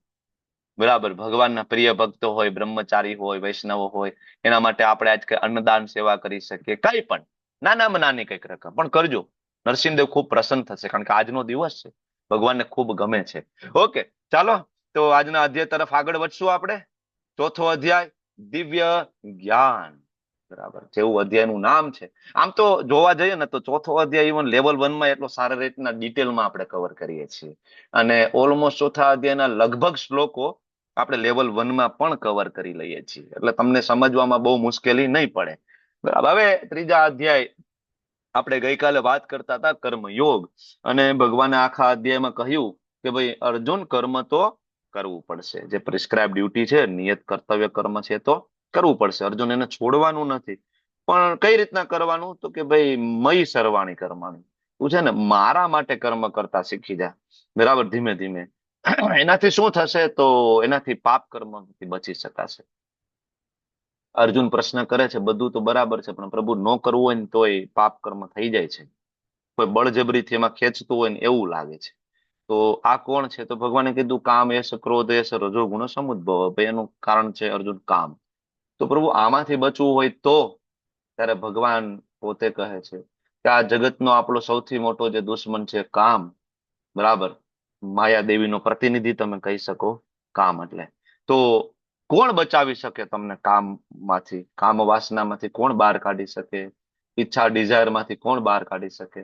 તો ભગવાન પોતે ભગવદ ગીતામાં કહે છે દેવીએ શામ ગુણમયી મમ માયા દુરતયા, મારી માયા બહુ દુરતયા છે, એને પાર કરવી. કામ, ક્રોધ, લોભ, મોહ, મદ, મત્સર આ બધા માયા દેવીના પ્રતિનિધિ છે. આમાંથી બહાર નીકળવું બહુ અઘરું છે. તો કેવી રીતના? મામેવ એ પ્રપદ્યન્તે, કોઈ મને શરણાગત થઈ જાય ને, માયા મેં તમ તરંતી તે. તો ભગવાન તમને શરણાગત થવું હોય તો થોડું તમારા વિશેનું જ્ઞાન આપો. તો ત્રીજા અધ્યાયમાં ભગવાને કીધું કર્મયોગ, અને એ કર્મ કરવા માટે જે જ્ઞાન જરૂરી છે એ અધ્યાય છે આ, એટલે કે દિવ્ય જ્ઞાન, જેને જ્ઞાન કર્મ સંન્યાસ યોગ તરીકે પણ ઓળખવામાં આવે છે. તો શરૂઆત એ જ દિવ્ય જ્ઞાનનો ઇતિહાસ થી ભગવાન શરૂઆત કરશે. 1 થી લઈને 10 શ્લોક છે ભગવાનનું જ્ઞાન, ભગવાનનું પ્રાગટ્ય, વિભાગ પહેલો, બરાબર. શ્લોક નંબર પહેલો ભગવાનથી શરૂઆત થાય છે. અર્જુનનો કોઈ પ્રશ્ન નથી. અહીંયા ડાયરેક્ટ ભગવાન બોલે છે. શું કહે છે? ઇમં વિવસ્વતે યોગમ પ્રોક્તવાનમ અહમ વ્યયમ વિવસ્વાન મનવે પ્રાહ મનુરિસ્વા કવે બ્રવે. ભગવાન બોલી રહ્યા છે કે આ અવિનાશી યોગનો વિજ્ઞાનનો ઉપદેશ સૂર્યદેવ વિવસ્વાનને આપ્યો, વિવસ્વાને મનુ મહારાજને આપ્યો, મનુ મહારાજે ઈક્ષ્વાકુ મહારાજને આપ્યો. લેવલ 1 આપણે ભણીને આવ્યા છીએ. તો આપણને એ તો ખબર છે હવે કે ભગવદ ગીતા કેટલા વર્ષ પહેલા બોલવામાં આવી છે? કેટલા વર્ષ પહેલા? 20 ઓપન લાખ ફોર વર્ષ 20 લાખ વર્ષ પહેલા ભગવદ ગીતા આ પૃથ્વી ઉપર ક્યારથી છે? 20 લાખ વર્ષ 5000 વર્ષ વાળું કોઈ છે? હાથ ઊંચો કરો. 5000 વર્ષ. ભગવદ ગીતા 5000 વર્ષ પહેલા બોલાય હોય અને ભગવદ ગીતા 5000 વર્ષથી જ આ પૃથ્વી ઉપર છે, આવું કોઈ છે? હજી એ કન્સેપ્ટ ના ક્લિયર થયો હોય તો હું લેવલ 1 ને થોડું રિપીટ કરું, એટલા માટે હું કહું છું. કોઈ નથી ને? સરસ, ચાલો. મતલબ બધાના કન્સેપ્ટ ક્લિયર છે કે ભગવદ ગીતા 5000 વર્ષ પહેલા નથી બોલાયેલી. જો ભગવદ ગીતા 5000 વર્ષ પહેલા બોલાયેલી હોય તો એની પહેલા પણ કૃષ્ણ તો હતા. અહીંયા કહે છે કે મેં વિવસ્વાનને આપી. વિવસ્વાન એટલે કોણ? વિવસ્વાન તો કે એ સમયે જે સૂર્યનો જે ગોળો છે એના જે રાજા હતા એનું નામ વિવસ્વાન, સૂર્યદેવ વિવસ્વાન. કારણ કે એક પોસ્ટ છે, સૂર્યદેવની એક પોસ્ટ છે, એના ઉપર વિવસ્વાન નામના ત્યારે રાજા બેઠા હતા. અને વિવસ્વાન છે બધા ગ્રહ મંડળોના રાજા પણ કહેવાય. એટલે વિવસ્વાનને આપી હતી. કારણ કે સર્વશ્રેષ્ઠ આ ગ્રહ મંડળ હોય તો એ સૂર્ય છે, કારણ કે બધાનું પોષણ કરે. એટલે એના રાજા છે, સુપ્રીમ છે સૂર્યદેવ. એટલે ભગવાને જ્ઞાન આપવાની શરૂઆત ત્યાંથી કરી. ઘણાને એમ થાય કે ભાઈ ચંદ્રના રાજાને કેમ નહીં આપી હોય, ચંદ્ર ગ્રહના રાજાને, સૂર્ય ગ્રહના રાજાને કેમ આપી? કારણ કે સૂર્ય ગ્રહ છે સર્વોચ્ચ છે. કારણ કે સૂર્ય ગ્રહ વગર ઇવન બીજા ગ્રહોનું અસ્તિત્વ નથી, એટલા માટે. એટલે સર્વોચ્ચ જે સુપ્રીમ જે રાજા હોય અહીંયા એ સૂર્યદેવ છે રાજાની દ્રષ્ટિએ. એટલા માટે એને આપી છે સૂર્યદેવ વિવસ્વાન, બરાબર. અને રાજા ઉપર દાયિત્વ હતું કે પ્રજાનું કામરૂપી જે સાંસારિક બંધન છે એમાંથી ઉગારી લે. એટલા માટે રાજાઓને જ્ઞાન આપવામાં આવતું. કેવા રાજા? રાજર્ષિ. હમણાં આગલા શ્લોકમાં ભગવાન કહે છે, બરાબર. તો ભગવાન અહીંયા ઇતિહાસ સમજાવે છે ભગવદ ગીતાનો, કે ભાઈ એવું નથી કે મેં અર્જુનને જ ભગવદ ગીતા આપી, એની પેલા ભગવદ ગીતા નહોતી. આ કન્ફ્યુઝન હોય તો એ દૂર કરો તમારા મનમાં. એવો કોઈ સમય નહોતો કે જ્યારે ભગવદ ગીતા નહોતી. કારણ કે ભગવાન અહીં પહેલો શબ્દ વાપરે છે, આ અવિનાશી યોગ. મતલબ આનો ક્યારે વિનાશ થતો નથી. એવું નહોતું કે વિનાશ થઈ ગયો અને ભગવદ ગીતા લુપ્ત થઈ ગઈ. ભગવદ ગીતા હંમેશા છે, બરાબર. પણ લોકો એને ફોલો કરવાનું બંધ કરી દે તો ભગવાન પાછા આવે ને ફરીથી એ ઉપદેશ આપે, બરાબર. એટલે ભગવાન કહે છે કે આ ભગવદ ગીતાનું જે યોગ છે વિવસ્વાનને આપ્યું, પછી મનુ મહારાજને આપ્યું, મનુ મહારાજે ઈક્ષ્વાકુ મહારાજને આપ્યું. ઈક્ષ્વાકુ મહારાજ એટલે રામચંદ્રજીના પૂર્વજ. કોઈ એમ કહે કે કૃષ્ણએ ભગવદ ગીતા આપી છે તો કૃષ્ણ તો દ્વાપરમાં આવ્યા અને ઈક્ષ્વાકુ મહારાજ ત્રેતામાં આવ્યા રામચંદ્રજીના પૂર્વજ તરીકે, બરાબર ને? તો ઈક્ષ્વાકુ મહારાજ પાસે ભગવદ ગીતા ક્યાંથી આવી હોય જો દ્વાપરમાં કૃષ્ણએ આપ્યું એની પહેલા ના હોય તો? એટલે આ શ્લોક છે ઘણું બધું કહી જાય છે આપણને. આપણે કહીએ કૃષ્ણ પૂર્ણ પુરુષોત્તમ છે, કૃષ્ણથી ઉપર કોઈ નથી. તો ઘણા બધા એમ કે કૃષ્ણથી ઉપર કોઈ ન હોય તો કૃષ્ણનો જન્મ દ્વાપરમાં થયો તો એની પહેલા નહોતા. તો આ શ્લોક એનું પ્રમાણ છે કે એવો કોઈ સમય નહોતો કે કૃષ્ણ નહોતા. અવિનાશી યોગ છે ભગવાનનો, તો ભગવાન પણ કેવા છે? અવિનાશી. આગળ ભગવાન કેવાના છે, બરાબર. તો પેલી વસ્તુ થઈ ગઈ ભગવદ્ ગીતાનો ઇતિહાસ. હવે આ ભગવદ્ ગીતા કોણ સમજી શકે, કોણ સમજાવી શકે અને કોની પાસેથી શીખવી? યુટ્યુબ ની અંદર અત્યારે કેટલાય બધા લોકો ભગવદ્ ગીતા શીખડાવવા માટે તૈયાર છે. તમે જોશો તો કેટલા મોટિવેશનલ સ્પીકરો ભગવદ્ ગીતા ઉપર લેક્ચર આપી રહ્યા છે. તો કોની પાસેથી શીખવાની પદ્ધતિ શું? એવમ પરંપરા પ્રાપ્તિમ ઇમમ રાજર્ષયો વિદુ. પરંપરા, ગુરુ શિષ્ય પરંપરા ભગવાન અહીંયા એસ્ટાબ્લિશ કરે છે અને કહે છે માત્ર ગુરુ શિષ્ય પરંપરા દ્વારા આ જ્ઞાન પ્રાપ્ત થઈ શકે. આ જ રીતના આગળ પ્રાપ્ત કર્યું હતું બધાએ અને આગળ પણ એ જ રીતના પ્રાપ્ત કરવું જોઈએ. જો આ નહીં કરવામાં આવે પરંપરાને ફોલો, તો પરંપરા તૂટી જશે. બરાબર. પરંપરાનું ખૂબ જ મહત્વ છે, બરાબર. એટલે ભગવાન આ કહે છે પરંપરા દ્વારા જ્ઞાન પ્રાપ્ત થવું જોઈએ. કારણ કે પરંપરા દ્વારા જ્ઞાન પ્રાપ્ત નહીં થાય તો એની અંદર ભેળસેળ થશે, એડલ્ટ્રેશન થશે. તો પરંપરા આપણે લેવલ 1 માં પણ ભણીએ છીએ. 4 મુખ્ય પરંપરા ભગવાન આપી છે. કઈ કઈ? બ્રહ્મ, શ્રી, રુદ્ર અને કુમાર. બરાબર. બ્રહ્માજી થી શરૂઆત થઈ જે પરંપરા, એને બ્રહ્મ સંપ્રદાય. બરાબર. એમાં મધ્વાચાર્ય આવ્યા એટલે બ્રહ્મ મધ્વ સંપ્રદાય. એમાં ચૈતન્ય મહાપ્રભુ આવ્યા ગોળીય પ્રદેશ બંગાળમાંથી એટલે બ્રહ્મ મધ્વ ગોળીય સંપ્રદાય આપણું નામ છે. ઇસ્કોન કોઈ ધર્મ સંપ્રદાયનું નામ નથી. ઇસ્કોન છે બ્રહ્મ મધ્વ ગોળીય વૈષ્ણવ સંપ્રદાયનો ભાગ છે. ઘણા એમ કે ભાઈ ઇસ્કોન તો હમણાં આવ્યું, ભાઈ 10 વર્ષ 20 વર્ષ 50 વર્ષની વાત કરતી, ઘણા ખબર નથી 10 વર્ષનું કે બરાબર. એમ કે ભાઈ ઇસ્કોન તો હમણાં આવ્યું, ભાઈ તમારું નવો ધર્મ તમે લઈને આવ્યા છો. ઇસ્કોન નવો ધર્મ નથી. ઇસ્કોન સંપ્રદાયનું પણ નામ નથી. ઇસ્કોન સંસ્થાનું નામ છે, બરાબર. કે જે લોકો કૃષ્ણ ભક્તિ કરતા હોય, વૈષ્ણવો હોય, બરાબર, એક કહેવાય કે રૂફની નીચે, એક છતની નીચે બધા બેસી અને ભક્તિ કરી શકે, એને એવો માહોલ પૂરો પાડવામાં આવે, એને એવું એજ્યુકેશન પૂરું પાડવામાં આવે. એટલા માટે પ્રભુપાદ એવી સંસ્થા બને. એક પરિવાર છે ઇસ્કોન આપણું, બરાબર. અને જે ભાગ છે બ્રહ્મ મધ્વ ગોળીય વૈષ્ણવ સંપ્રદાયનો આપણે ભાગ છે. એટલે આપણે ગોળિયા તરીકે ઓળખાઈએ છીએ આખા સંસારની અંદર. તમે વૃંદાવનમાં જાઓ તો ઇસ્કોન વાળા જ આ તિલક કરે એવું નથી. આવું સેમ તિલક તમે બીજી બધી જગ્યાએ પણ જોવા મળશે. જેટલા પણ ચૈતન્ય મહાપ્રભુના અનુયાયીઓ છે બધામાં આ તમને તિલક, ગોળિયા તિલક તમને જોવા મળશે, બરાબર. તો આપને ખબર હોવી જોઈએ, આપણે ઇસ્કોન માંથી આ ટીચિંગ્સ પ્રાપ્ત કરીએ છીએ એટલે, બરાબર. તો બ્રહ્માજી, લક્ષ્મીજી, શિવજી અને 4 કુમાર, એમના હૃદયમાં જ્ઞાન આપ્યું ને ચારે દ્વારા આગળ પરંપરાઓ ચાલી, જેની આપણે લેવલ 1 માં ચર્ચા કરીએ છીએ. આપણી બ્રહ્મ મધ્વ સંપ્રદાય, એમાંથી ઇસ્કોન, પછી લક્ષ્મીજી માંથી આગળ રામાનુજાચાર્ય, રામાનંદી સંપ્રદાય, અને શિવજી દ્વારા આગળ વિષ્ણુ સ્વામી, યમુનાચાર્ય અને પછી વલ્ભાચાર્ય આવ્યા, બરાબર. તો પુષ્ટિમાર્ગ સંપ્રદાય ત્યાં આવ્યો. અને 4 કુમારોમાં તમે આગળ જશો તો નિંબાર્ક આચાર્ય એટલે નિંબાર્ક સંપ્રદાય. આ બધાના અલગ અલગ મંદિર પણ તમને આખા વિશ્વમાં જોવા મળશે. તો પરંપરામાંથી, જો પરંપરા વગરનું જ્ઞાન પ્રાપ્ત કરશો તો એ બધું જ જ્ઞાન અને એમાંથી પ્રાપ્ત કરેલો મંત્ર તમારો નિષ્ફળ જશે. પદ્મ પુરાણની અંદર વેદવ્યાસજી લખે છે, શું લખે છે? સંપ્રદાય વિહ્નાય મંત્ર તે નિષ્ફળ જશે. 4 પરંપરા સિવાયનું જ્ઞાન તમારું અલ્ટિમેટલી તમને કોઈ કામ આવશે નહીં. મૃત્યુ સમયે તમારી રક્ષા કરી શકશે નહીં. એટલે પરંપરાનું બહુ મહત્વ છે. ગુરુ શિષ્ય પરંપરામાંથી જ જ્ઞાન પ્રાપ્ત કરવું જોઈએ. કારણ કે ગુરુ શિષ્ય પરંપરા તમને શીખડાવી શકશે કે કૃષ્ણ કોણ છે. કારણ કે એ તમને એઝ ઇટ ઇઝ આપશે. ઉપર શિવજીથી જે જ્ઞાન આવે એ જ તમને આપશે. લક્ષ્મીજીથી જે જ્ઞાન આવે એ જ આપશે. બ્રહ્માજીથી જે જ્ઞાન આવે એ જ આવશે. કુમાર દ્વારા જે જ્ઞાન આવે એ જ આવશે.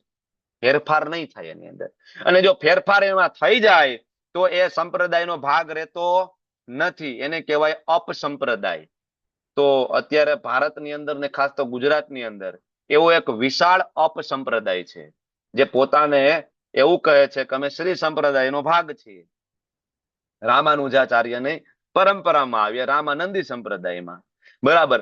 પણ જો શ્રી સંપ્રદાયનો ભાગ હોય તો શ્રી સંપ્રદાયની ઓરિજિનલ ફિલોસોફી છે કે લક્ષ્મીનારાયણ છે એ ભગવાન છે, રાધા કૃષ્ણ છે એ ભગવાન છે, આ ઓરિજિનલ ફિલોસોફી. પછી એની નીચે જેટલા પણ આચાર્ય આવે એને આ જ ફિલોસોફી મુજબ ચાલવું પડે. પણ એક હમણાં કહેવાય કે 200 વર્ષ પહેલા એક નવું ષડયંત્ર ચાલુ થયું, ખાસ તો 50 વર્ષથી વધારે, બરાબર, કે એ સંપ્રદાયમાંથી આવીને પછી એના પોતાના નવા ભગવાન એસ્ટાબ્લિશ કરી દીધા કે ભગવાન આ સર્વોપરી છે, આ પ્રગટ બ્રહ્મ સ્વરૂપ છે, બરાબર. તો એને કહેવાય અપસંપ્રદાય. શરૂઆતમાં એ લોકો વેદ ઉપર, વેદાંત દર્શન ઉપર ટીકા લખે ને ત્યાં ભગવાન રાધા કૃષ્ણને ભગવાન તરીકે સ્વીકારે, ટીકા લખે એમાં. એટલે ઘણા બધાને એમ થાય કે એને માન્યતા આપી છે કાશીના બ્રાહ્મણોએ, બરાબર. હું જે નામ લઉં છું નામ નથી લેતો, પણ તમે લોકો બુદ્ધિશાળી છો. એટલે ઘણા બધા એમ કે એને તો સંપ્રદાય તરીકે માન્યતા આપી છે, કાશીના બ્રાહ્મણો દ્વારા પ્રમાણિત થયું. પણ જયારે પ્રમાણિત થયું ને ત્યારે ભગવાન રાધા કૃષ્ણ જ હતા. એમાંય જે કઈ લોચો થયો એ છેલ્લા 50 વર્ષથી થયો. રાધા કૃષ્ણના વિગ્રહો સાઈડમાં જતા રહ્યા, ધીમે ધીમે એમના ગુરુ વચ્ચે આવી ગયા, બરાબર. હવે એના શિષ્યો પણ ભગવાન બનતા જાય છે ધીમે ધીમે, બરાબર. હવે આખી પરંપરા બધા ભગવાન બની ગયા છે, બધા પ્રગટ બ્રહ્મ સ્વરૂપ ભગવાન. તો આ થઈ ગયો છેલ્લા 50-60 વર્ષથી લોચો.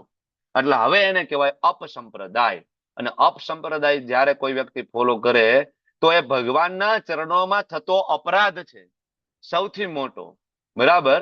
એના કરતા દેવી દેવતાઓના ઉપાસકો વધારે બેટર છે, કારણ કે એટલી છે કૃષ્ણને ભગવાન તરીકે સ્વીકારતા હોય. પણ અપસંપ્રદાય વાળા તો એવું માને કે કૃષ્ણ ભગવાન નથી, વિષ્ણુ ભગવાન નથી, તો અમારા ભગવાનના દાસ છે. અને આ ભગવાનના ચરણોમાં થતો સૌથી મોટો અપરાધ છે. એટલે તમને એવું લાગે કે ભગવા કપડા પહેર્યા છે, તિલક કર્યું છે, ડુંગળી લસણ નથી ખાતા, સારું જીવન જીવે છે, પણ અલ્ટિમેટલી નરકની યાતના જ ભોગવવી પડે. કારણ કે ભગવાનના ચરણોમાં થયેલો આ સૌથી મોટો અપરાધ છે, બરાબર. ભગવાનને ભગવાન ના માનવા, કારણ કે ભગવાનનું નામ છે અચ્યુત અને તમે એને ચ્યુત કરવાની કોશિશ કરો છો, એટલે આ સૌથી મોટો અપરાધ છે. તો બચીને રહેવું જોઈએ. આવા ઘણા બધા અપસંપ્રદાયો, ખાસ તો ગુજરાતમાં આવો રાફડો ફાટી નીકળે. કારણ કે ગુજરાતની પ્રજા, શાસ્ત્ર પોતે એવું કે છે કે શાસ્ત્ર વાંચવામાં પાછળ છે સૌથી. આપણે બહુ વાંચતા નથી, આપણે બ્લાઇન્ડલી ફોલો કરીએ છીએ. આપણે જ્યાં માનતા બાધા પૂરી થાય ને ત્યાં આપણે દોડીએ છીએ ખાસ તો, બરાબર. એટલા માટે ધ્યાન રાખવું જોઈએ કે આવા અપસંપ્રદાયમાંથી જો તમે સેવા આપતા હોય તો છૂટી જવું, ધીમે ધીમે કરીને બહાર નીકળી જવું. કારણ કે એનો ભાગ ના રહેવાય, કારણ કે એ ભગવાનના શ્રી ચરણોમાં અપરાધ છે. અને એનો રેફરન્સ પદ્મ પુરાણમાં મળે છે. ઓકે, તો આપણે આ ભણી ગયા છે કાલ. ભગવાને અર્જુનને કહ્યું કે મેં તો વિવસ્વાનને આ જ્ઞાન આપ્યું છે. તો અર્જુનના મનમાં પ્રશ્ન થશે હમણાં આગળ, બરાબર. તો આપણે પેલા કાલ ભણી ગયા લેવલ 1 માં, કે આપણને એમ થાય કે ભાઈ હમણાં દ્વાપર હતો અને ભગવાને ત્યારે ભગવદ્ ગીતા આપી હતી. તો ભાઈ આ દ્વાપર, ત્રેતા અને સતયુગનું રોટેશન વારંવાર થાય છે. કે પહેલી વાર દ્વાપર આવ્યો ને પહેલી વાર કૃષ્ણ આવ્યા એવું નથી, પહેલી વાર ત્રેતા આવ્યો ને પહેલી વાર રામ પ્રગટ થયા એવું નથી, બરાબર ને. તો આવા તો સતયુગ, ત્રેતા, દ્વાપર એને એક દિવ્ય યુગ કહેવાય. ખાલી એક મનુ મહારાજના જીવનમાં 71 વખત આ રોટેશન થઈ જાય. મતલબ મનુ મહારાજ 71 વખત રામચંદ્રજીને પ્રગટ થતા જોવે, 71 ટાઈમ્સ. બ્રહ્માજીના એક દિવસમાં આવા 14 મનુઓ બદલી જાય. બ્રહ્માજીના એક દિવસ, સવારથી સાંજ થાય ને બ્રહ્માજીને 14 મનુ બદલે. અને જ્યારે એક મનુ બદલે ને એટલે દેવી દેવતાઓ જ બદલી જાય. જે દેવી દેવતાઓને આપણે સર્વોપરી માનતા હોય, જેને આપણે નિવેદ અર્પણ કરતા હોય, અને આપણે એમ લાગે કે ભાઈ આનાથી ઉપર કોઈ નથી, પણ એ દેવી દેવતાનું આયુષ્ય ખાલી મનુ મહારાજનું આયુષ્ય જેટલું જ છે. મનુ મહારાજનો જીવનકાળ પૂરો થઈ જાય, દેવી દેવતાઓ બધા ચેન્જ થઈ જાય. આની પહેલા એકવાર તમે લોકો કોઈ પ્રશ્ન પૂછ્યો તો દેવી દેવતાઓનું આયુષ્ય કેટલું, લેવલ 1 માં આ કઈક પ્રશ્ન તમે પૂછ્યો હતો. તો ત્યારે મને આ કન્સેપ્ટ હજી એટલો મને યાદ નહોતો આવ્યો, બરાબર. પણ પછી મેં વાંચ્યું ત્યારે મને ખબર પડી કે મનુ મહારાજનું જે આયુષ્ય રહ્યું ને, બરાબર, એના કરતા ઓછું ઇવન દેવી દેવતાઓનું આયુષ્ય છે. એના કરતા તો મનુ મહારાજનું આયુષ્ય વધારે છે. કારણ કે મનુ મહારાજના જીવનકાળ પૂરો થઈ જાય તરત દેવી દેવતાઓ ચેન્જ થઈ જાય, નવા મનુ આવે, નવા દેવી દેવતાઓ આવે છે, બરાબર. તો વિચાર કરો કે 14 મનુ બદલાય ને એક મનુ 71 વખત ચતુર્યુગીને જોવે, તો બ્રહ્માજી એક દિવસમાં 14 ગુણ્યા 71 કરો એટલી વખત ચતુર્યુગીને જોવે બ્રહ્માજી એક દિવસમાં. તો બ્રહ્માજી એક દિવસમાં 14 ને ગુણાકાર કરો 71 વખત, એટલી વખત રામચંદ્રજીના દર્શન કરે બ્રહ્માજી, એટલી વખત રામચંદ્રજીને જોવે, બરાબર. રામચંદ્રજી આવ્યા, વનવાસ થયો, એટલી વખત. બ્રહ્માજીનો દિવસ એટલો મોટો છે. અને આવું બ્રહ્માજી 36,000 વર્ષ, 36,000 કલ્પ સુધી જીવે. એક કલ્પ એટલે એક દિવસ એનો, બરાબર, એનું 100 વર્ષનું આયુષ્ય. આ આપણે ગણના લેવલ 1 માં વિસ્તારપૂર્વક આપણે સમજવાની કોશિશ કરી છે. તમે લોકો જરૂરથી લેવલ 1 નો 4થો અધ્યાય રિફર કરજો. વિડીયો અવેલેબલ છે યુટ્યુબ ની અંદર, લિંક જોતી હોય તો લિંક પણ તમને મળી જશે.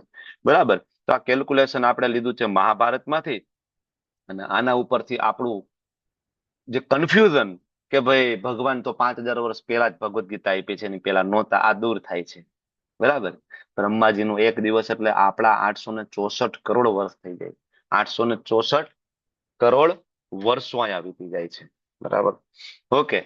તો હવે આગળ ભગવાન કહે છે કે ભગવદ ગીતા કોણ સમજી શકે. પેલા તો ભગવદ ગીતાનો ઇતિહાસ આપ્યો, ભગવદ ગીતા વાંચવા માટેની પદ્ધતિ સમજાવી.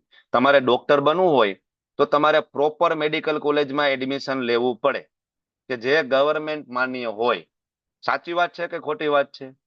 ગમે ત્યાં એડમિશન લઈ લેશો તો ડોક્ટર બની જશો? કોઈ ટેન્ટ ખોલીને બેઠું હશે, ઊંટ વેદા કરતું હશે, બરાબર, કે ભાઈ અમે ઓપરેશન કરીએ છીએ. ઘણા બધા બંગાળને આવતા હોય, તમને ખબર, તમારા સિટીમાં આવતા હશે. બારોબાર રોડ ને કિનારે તંબુ નાખી દે, હરસ મસાના ઓપરેશન કરી નાખે લોકો, દોરા બાંધી દે ને કાપી નાખે ને ઘણું કરતા હોય અંદર બેઠા બેઠા. બરાબર, દવાઓ આપી દે, આવું બધું બહુ ચાલે છે. હવે આની આગળ તમે એમ કહો કે ભાઈ આની આગળ હું શીખવા જાઉં, તમે મને ઓપરેશન શીખડાવો, તો ગવર્મેન્ટ માન્ય કરશે? નહીં કરે. તમારે ડોક્ટર બનવું હોય તો તમારે મેડિકલ કોલેજમાં એડમિશન લેવું પડે. એમ તમારે ભગવદ ગીતા શીખવી હોય તો ભગવાને આગળ કહી દીધું, એવમ પરંપરા પ્રાપ્તિ ઇમમ રાજર્ષયો વિદુ. મેં આપેલી 4 યુનિવર્સિટીમાંથી જ્ઞાન પ્રાપ્ત કરો. જરૂર ને તમે ઇસ્કોન માંથી જ્ઞાન પ્રાપ્ત કરો. તમને એવું લાગે તમે રુદ્ર સંપ્રદાયમાં જઈ શકો, વલ્ભાચાર્યજી પાસે, તમે નિંબાર્કાચાર્યના સંપ્રદાયમાં જઈ શકો છો. બરાબર. 4 માંથી કઈ પણ જાઓ, ચારેય જગ્યાએ આ સેમ જ્ઞાન પીરસવામાં આવે છે. એમાં કોઈ તફાવત નથી. બધી જગ્યાએ તમને આ સેમ વસ્તુ ભગવદ ગીતા આ જ રીતના સમજાવવામાં આવશે. બહુ જાજો ફેર નહીં હોય, થોડો ઘણો બરાબર તમને જોવા મળે, બાકી નહીં. તો કોણ સમજી શકશે? ભક્તો અસી મેં સખા ચેતી. મનુષ્યના મુખ્યત્વે 2 વર્ગ પ્રભુપાદ સમજાવે, અસુર અને ભક્ત. આપણે 16મો અધ્યાય ભણી ગયા. અસુરો માટે ભગવદ ગીતાનું જ્ઞાન છે જ નહીં. તો હવે ભગવદ ગીતાનો 16મો અધ્યાય વાંચી લઈએ તો આપણને ખબર પડે કે એમાં આસુરી ગુણ આપ્યા છે અને દેવી ગુણ આપ્યા છે. શું આપણામાં દેવી ગુણ છે? શું બરાબર કે આપણામાં આસુરી ગુણ છે? કયા ગુણ છે? એ ગુણ એક પછી એક વાંચતા જાવ તો તમને ખબર પડી જશે, અને તમને તમારા પ્રશ્નનો જવાબ મળી જશે કે આપણને શું કામ ભગવદ ગીતા સમજાતી નથી. જવાબ મળી જાય ને. કારણ કે જ્યાં સુધી આપણાની અંદર આસુરી ગુણ હોય ત્યાં સુધી આપણે અંદર દેવી ગુણો બરાબર પ્રગટ ના થઈ શકે. આસુરી ગુણોને ધીમે ધીમે વોશ કરવા પડશે હરિનામ દ્વારા. જેવા આસુરી ગુણોને વોશ કરતા જશો એમ દિવ્ય ગુણો પ્રવેશતા જશે. અને એના માટે શું થવું પડશે? તો કે ભક્ત થવું પડશે. ભક્ત. અચ્છા, ભક્ત થવું એટલે શું? ભક્ત થવું એટલે કે સેવા કરવી. સેવા, ભગવાનની, વૈષ્ણવોની સેવા. ભક્ત, બરાબર ને. કોઈ એમ કે ભાઈ હું ભક્ત છું કૃષ્ણનો. અચ્છા, કૃષ્ણ માટે શું કરું છું? તો કે નહીં, બસ કાંઈ નહીં, દર જન્માષ્ટમી હોય તો મંદિરે જાય ને બસ. ભક્ત. એને ભક્ત ના કહેવાય. ભક્ત એટલે સેવા. બરાબર. ભક્ત એટલે પ્રેમ કરવો ભગવાનને. ભૌતિક જગતમાં તમે કોઈને પ્રેમ કરતા હોય, ધારો કે એક દીકરો હોય એ માને પ્રેમ કરતો હોય, અને માને એમ કે માં હું તને બહુ પ્રેમ કરું છું, માં હું તને બહુ પ્રેમ કરું છું. પછી માં બીમાર પડે અને માં એમ કે દીકરા મને હોસ્પિટલ લઈ જા ને. માં એ બધું રહેવા દે, હું તને બહુ પ્રેમ કરું છું, દીકરા મારા માટે દવા લઈ આવ ને, હું બહુ બીમાર. માં એ બધું રહેવા દે, તું કામ ના ચિંતીશ, હું તને બહુ પ્રેમ કરું છું. આવું ચાલશે? આવું ચાલશે? પત્નીને તમે કહેશો કે હે પ્રિય હું તને બહુ પ્રેમ કરું છું, તો પત્ની કહેશે કે આજે રવિવાર છે, થોડું શોપિંગ કરાવો આજે. એ બધું રહેવા દે, શોપિંગ ની એ બધી વાતો મારી યાર નહીં કરવાની, હું તને બહુ પ્રેમ કરું છું. આજે મને મૂવી જોવા લઈ જાવ, કેદુના નથી લઈ ગયા, એ બધું રહેવા દે, હું તને બહુ પ્રેમ કરું છું. ચાલશે? આને પ્રેમ કહેવાય? ના, પ્રેમનું સમાનાર્થી છે સેવા. ભક્તિનું સમાનાર્થી છે સેવા. એટલે તમે જોજો પ્રભુપાદ જ્યાં જ્યાં લખે છે ને, ઇંગ્લિશ વાંચજો, પ્રભુપાદ ક્યાંય ડિવોશન નથી લખતા, ખાલી ભક્તિ શબ્દ વાપરતા જ નથી. પ્રભુપાદ શબ્દ વાપરે છે ડિવોશનલ સર્વિસ, ભક્તિમય સેવા. સેવા નથી તો ભક્તિ નથી. બરાબર. તો અહીંયા ભક્તો અસીમે સખા ચેતી બનવું મતલબ ભગવાનની સેવા કરવી. એટલે ઘણી વખત આપણે લેવલ 1 કરીએ, 2 કરીએ, 3 કરીએ, પ્રભુજી કાંઈ સમજાતું નથી. બરાબર, કાંઈ સમજાતું નથી. 5 વાર લેવલ 1 કર્યું, કાંઈ સમજાતું નથી. પણ ભક્તો અસીમે સખા ચેતી. ભક્ત એટલે એવું નહીં ખાલી લેવલ 1 આવીને એટેન્ડ કરી લેવું, કે એવું નહીં કે ખાલી થોડી માળા કરી લેવી, નહીં. સેવા, માળા કરવી પણ સેવા છે ભગવાનની. શરૂઆત ત્યાંથી કરી શકાય, કોઈ વાંધો નથી, પણ પછી સેવામાં ધીમે ધીમે વધારો કરવો પડે. બરાબર ને? બરાબર, તમે કોઈને પ્રેમ કરતા હોય ભૌતિક જગતમાં, તો શરૂઆત તમે એને ગુલાબ આપવાથી કરો ને. બરાબર, ભાઈ ગુલાબ હવે પોતે પણ લઈ શકતા હોય બહારથી, પણ તમે એને ઓફર કરો છો, "હવે મારા તરફથી ગુલાબ." શું કામ? હું તમને પ્રેમ કરું છું. પછી ખાલી એક ગુલાબ આપવાથી નહીં ચાલે ને. બરાબર, જ્યારે પછી એ સંબંધ મંજૂર થઈ જશે, પછી તમારે ઘણી બધી બીજી સેવાઓ કરવી પડતી હોય ને. એમ સેવામાં ધીમે ધીમે વધારો થવો જોઈએ. સેવા વધશે તો ભગવદ્ ગીતા સમજાશે. એટલે તમારી પાસે કઈ સેવા ના હોય તો સેવા લઈ લો, ઓનલાઈન અથવા ઓફલાઈન, કંઈક ને કંઈક તમારી પાસે સેવા હોવી જોઈએ. તન, મન અને ધન, આ ત્રણેયથી તમારી પાસે કંઈક ને કંઈક ભગવાનની સેવા હોવી જોઈએ. કંઈક ને કંઈક સેવા હોવી જોઈએ. બરાબર, તનથી, શરીરથી સેવા હોવી જોઈએ. બરાબર, મન, ભગવાનનું નામ સ્મરણ, ભગવદ્ ગીતા વાંચવું, મન લગાડવું, સેવા હોવી જોઈએ. અને ધન, ભગવાને તમને રૂપિયા પૈસા આપ્યા હોય તો એના દ્વારા કંઈક ને કંઈક સેવા હોવી જ જોઈએ આપણી.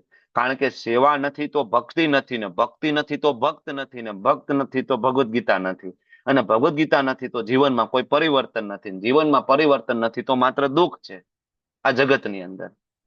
બરાબર, એટલા માટે ભક્તો અસીમે સખા ચેતી, ભગવાન કહે છે. બરાબર, હવે અર્જુન ભગવાનને પૂછે છે, "ભગવાન, તમે તો કીધું કે મેં વિવસ્વાનને જ્ઞાન આપ્યું, પણ વિવસ્વાન તો કેટલાય વર્ષો પહેલા તમારી પહેલા થઈ ગયા ને. હું કેવી રીતના માની રહું તમે વિવસ્વાનને જ્ઞાન આપ્યું હોય છે?" પૂછવાની મોકળાશ છે ને, પ્રશ્ન પૂછવાની. બરાબર, અહીંયા જેવી રીતના અર્જુન પ્રશ્ન પૂછે છે, એવો જ આપણે ટ્રેન્ડ ઇસ્કોનની અંદર છે. લગભગ બીજી જગ્યાએ જાશો તો આવો ટ્રેન્ડ નથી જોવા મળતો. આખી કથા પૂરી થઈ જાય પછી ક્વેશ્ચન આન્સર ના હોય. ભાઈ મહારાજને કઈ પ્રશ્ન પૂછવાના નહીં, કોઈ પ્રશ્ન પૂછે ટીંગાટોરી કરીને બહાર લઈ જાય બોડીગાર્ડ, જેવા કઈ પ્રશ્ન પૂછી લીધા અળવિતરા તો. પણ ઇસ્કોનની અંદર એવું નથી. ઇસ્કોનની અંદર તમે ગમે તે પ્રશ્ન પૂછવા માટે ઇવન તમને પ્રોત્સાહન આપવામાં આવે કે ભાઈ તમે પૂછો. ક્લાસના અંતે એક સ્પેશિયલ એક સમય ફાળવવામાં આવે, ભાઈ તમે પ્રશ્ન પૂછો, કઈ ડાઉટ ના રહેવો જોઈએ. બરાબર, એમાં અર્જુનને પ્રશ્ન પૂછવાની મોકળાશ છે. અર્જુન સ્વયં ભગવાનને પૂછી લે છે કે ભાઈ મને નથી સમજાતું, તમે એમ કહો કે મેં વિવસ્વાનને આપ્યું કેવી રીતના? તમે હું મામા ફઈના સાથે તો મોટા થયા, મેં તો ક્યારેય ન જોયું કે તમે વિવસ્વાન પાસે ગયા જ્ઞાન આપવા માટે. મને માયનામાં ના આવે, તમે સમજાવો કે આ કેવી રીતના થયું. અર્જુનનો ડાઉટ નથી, આ ડાઉટ આપણો છે. બરાબર, આજે સમાજની અંદર આ વસ્તુ કોઈ સમજાવતું નથી. કોઈ કથાકાર વ્યાસપીઠ ઉપર બેસીને આ શ્લોકો સમજાવતા નથી. ચોથા અધ્યાયના 1 થી 4 5 સમજાવતા જ નથી. એ કહેતા જ નથી કે ભગવદ્ ગીતા આદિ અનાદિથી છે, કૃષ્ણ આદિ અનાદિથી છે. જવાબ નથી. લોકો એમને કહે, બરાબર, જયારે તમે પ્રચાર કરવા જાવ તો લોકો તમને કહેશે કે શિવજી આદિ અનાદિ છે, એ અમે સાંભળ્યું છે. કૃષ્ણ તો આદિ અનાદિ છે, અમે સાંભળ્યું જ નથી. કૃષ્ણનો તો જન્મ થયો હતો મથુરાની જેલમાં. બરાબર, હજારો પંડાલોમાં કથાકારો બેસીને કથાઓ કરાવે છે, પણ હજી સુધી આ લોકોને સામાન્ય સમજ પણ આપી નથી શક્યા બધા કથાકારો. બરાબર, પણ ઇસ્કોન આપી રહ્યું છે આખા વિશ્વની અંદર. અને ઇસ્કોન ના બધા જ ભક્તો, બધા જ કથાકારો વ્યાસપીઠ ઉપર બેસીને આ હકીકત, આ વાસ્તવિકતાને જનસમાજની સામે પ્રગટ કરે છે કે કૃષ્ણ કોણ છે. બરાબર, જેથી સામાન્ય લોકોને ખબર પડે. બાકી બધાને એમ છે કે સામાન્ય દેવકી પુત્ર તરીકે પ્રગટ થયા હતા જેલમાં. બરાબર, પછી પારધીનું તીર લાગી ગયું, મરી ગયા, પૂરું. આપણા જેવા જ હતા. એનો જન્મ થયો અને એને પંચમહાભૂતનું શરીર હતું, એને તીર લાગ્યું, દુખાવો થયો અને મરી ગયા. હવે એને કોઈ સમજાવતું જ નથી. ભગવાનનો કોઈ જન્મ નથી, ભગવાનનો કોઈ મૃત્યુ નથી. ભગવાન, આના પછીનો શ્લોક વાંચો તમને ખબર પડી જશે. ક્લિયર કટ કૃષ્ણ કહે છે. બરાબર, એટલે આ શંકા જે છે એકચ્યુઅલી અર્જુનની નથી. એ રાક્ષસી અને નાસ્તિક લોકો જે આવશે, જેમ કે છે કૃષ્ણ સામાન્ય વ્યક્તિ છે. હું ફરીથી કહું કે ગુજરાતની અંદર કે જે ફેલાયેલા આવા અપસંપ્રદાયો છે, એનું મુખ્યત્વે આ કામ છે કે કૃષ્ણને કેવી રીતના ભગવાન નથી, રામ કેવી રીતના ભગવાન નથી, એ સાબિત કરવું. ભગવદ્ ગીતા વાંચશે, ભગવદ્ ગીતા હાથમાં હશે, બરાબર, ભગવદ્ ગીતાના શ્લોકો બોલશે તમારી સામે, અને પછી કહેશે કે કૃષ્ણ તો ઐતિહાસિક પુરુષ છે, એ તો એક સિદ્ધ પુરુષ છે, એ તો યોગેશ્વર છે, ને તો યોગ કર્યા હતા એટલે સિદ્ધિ પ્રાપ્ત કરી હતી. આપણે પણ કરશું તો આપણે પણ એક દિવસ યોગ સિદ્ધિ પ્રાપ્ત કરશું ને આપણે પણ કૃષ્ણ બની જઈશું. કેટલાય છે આવા લોકો, સફેદ કપડા પહેરીને ફરતા હોય, બરાબર, સારું સારું આચરણ કરતા હોય, દિવસમાં 3 વખત કઈક સંધ્યા કરતા હોય, મંત્ર બોલતા હોય કૃષ્ણના જ. એમાં પાછા કૃષ્ણના જ મંત્ર બોલવામાં આવે, પત્રમ પુષ્પમ ફલમ તો બધા. બધું આ બધું બોલો.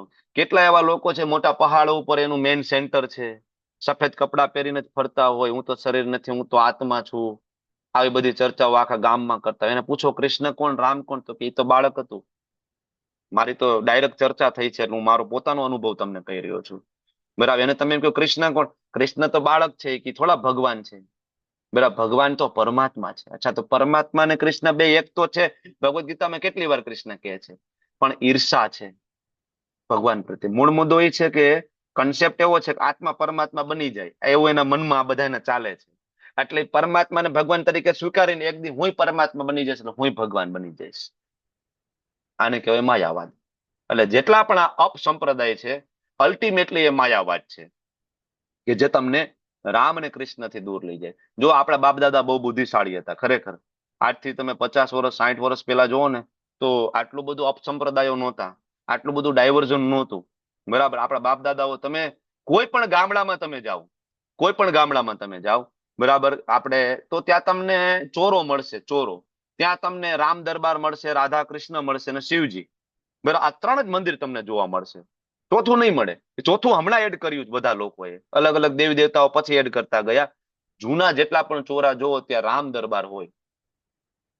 બરાબર છે ને, રામ દરબાર હોય. તો આપણા બાપ દાદા બહુ જ ક્લિયર હતા કે ભગવાન કોણ છે. પણ છેલ્લા 50 વર્ષની અંદર આપણું એજ્યુકેશન સિસ્ટમ, મેં આની પહેલા વાત કરી હતી, તમે હિસ્ટ્રી ખોલીને જોઈ લો કે આપણો ભારત દેશ આઝાદ થયો અને પછી એજ્યુકેશન મિનિસ્ટર કોણ બન્યું છે. શરૂઆતની 3 ટર્મ, શરૂઆતના 15 વર્ષ સુધી ભારત દેશ ઉપર એજ્યુકેશન મિનિસ્ટર કોણ હતા, એના ઉપર નજર કરો, તમને ખબર પડી જશે કે આવું બધું શું કામ થયું છે ભારતની અંદર. બરાબર.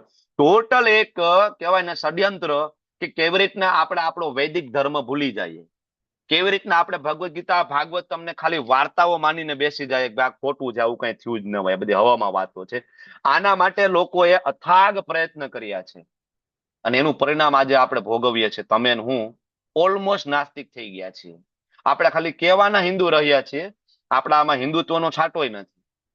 આપણે ખાલી કહેવાના હિન્દુ રહ્યા છીએ, બાકી હિન્દુ સંસ્કૃતિ, વૈદિક સંસ્કૃતિને આપણે ઓળખતા પણ નથી. તમે ભાગવત તમે ખોલીને વાંચો, વૈદિક સંસ્કૃતિ કોને કહેવાય. બરાબર. તો આ જે રાક્ષસી ને નાસ્તિક લોકો આવશે કે જે એમ કે છે કૃષ્ણ સામાન્ય વ્યક્તિ છે, એના માટેનો જવાબ માંગે છે અર્જુન. અને અર્જુન સ્વયં ભગવાનને જ કહી દે છે, પ્રભુ તમે જ કહી દો, નો કન્ફ્યુઝન. બીજા કોઈ નહીં. બીજા કોઈ કહેશે તો આ લોકો કહેશે કે કૃષ્ણએ ક્યાં કીધું છે, તમે જ કહી દો. બરાબર. ત્યારે ભગવાન 5 થી લઈને 10 શ્લોકમાં ખાલી પોતાનું પ્રાગટ્ય વિશે ચર્ચા કરે છે. શ્રી ભગવાન ઉવાચ. વેદ વ્યાસજી કહે છે કે શ્રી ભગવાન ઉવાચ, કૃષ્ણ છે એ ભગવાન છે અને એ કૃષ્ણ પોતાના મુખેથી બોલે છે કે બહુની મેં વ્યતીતાની જન્માની તવ ચાર્જુન. અર્જુન, તારા ને મારા હજારો જન્મ થઈ ચુક્યા, તને યાદ નહીં રહે પણ મને બધું યાદ છે, કારણ કે હું ભગવાન છું. ભગવાન આ તફાવત સમજાવે છે કે જીવ અને ભગવાન વચ્ચે આ તફાવત છે. આપણને કાલે બપોરે શું બરાબર જમ્યા તો કોઈ પૂછે ને તો આપણે વિચારવું પડે શેનું શાક હતું કાલ બપોરે. બરાબર. ભગવાનને એના અનંત જન્મો યાદ છે. ભગવાન આગળનું યાદ છે, પાછળનું પણ યાદ છે. કૃષ્ણ તરીકે આવે છે ત્યારે રામ અવતાર ભગવાનને યાદ છે. કૃષ્ણ લીલા ખોલીને વાંચી લો. ભગવાન નાના હતા ત્યારે એને રામ અવતાર, ભગવાન હાવ નાના હતા, ભગવાન ક્યાં રામાયણ વાંચી હતી. બરાબર. તો એને રામલીલા કરેલી છે. બરાબર. તો ભગવાનને બધું યાદ રહે છે. ભગવાન પ્રકૃતિના 3 ગુણોથી પરે છે, આપણે ગુણાધીન છે. એટલે બ્રહ્માજી લખે છે અદ્વૈતમ અચ્યુતમ અનાદિમ અનંત રૂપ માધ્યમ પુરાણમ પુરુષમ નવયૌવનમ ચ વેદેશુ દુર્લભમ. વેદો વાંચીને પણ દુર્લભ રહેશે ભગવાન, પણ અદુર્લભમ. શું દુર્લભમ? ભગવાન પ્રાપ્ત થઈ જશે કોને? આત્મભક્તો, જે ભગવાનના ભક્તો છે એને પ્રાપ્ત થઈ જશે. બાકી ખાલી વેદો ફંફોડવાથી પણ ભગવાન પ્રાપ્ત થતા નથી, આવું સ્વયં બ્રહ્માજી કહે છે. અજો અપી સન અવયાત્મા ભૂતા નામ ઈશ્વરો અપી સન. આ શ્લોક સ્વયં પ્રકાશિત છે.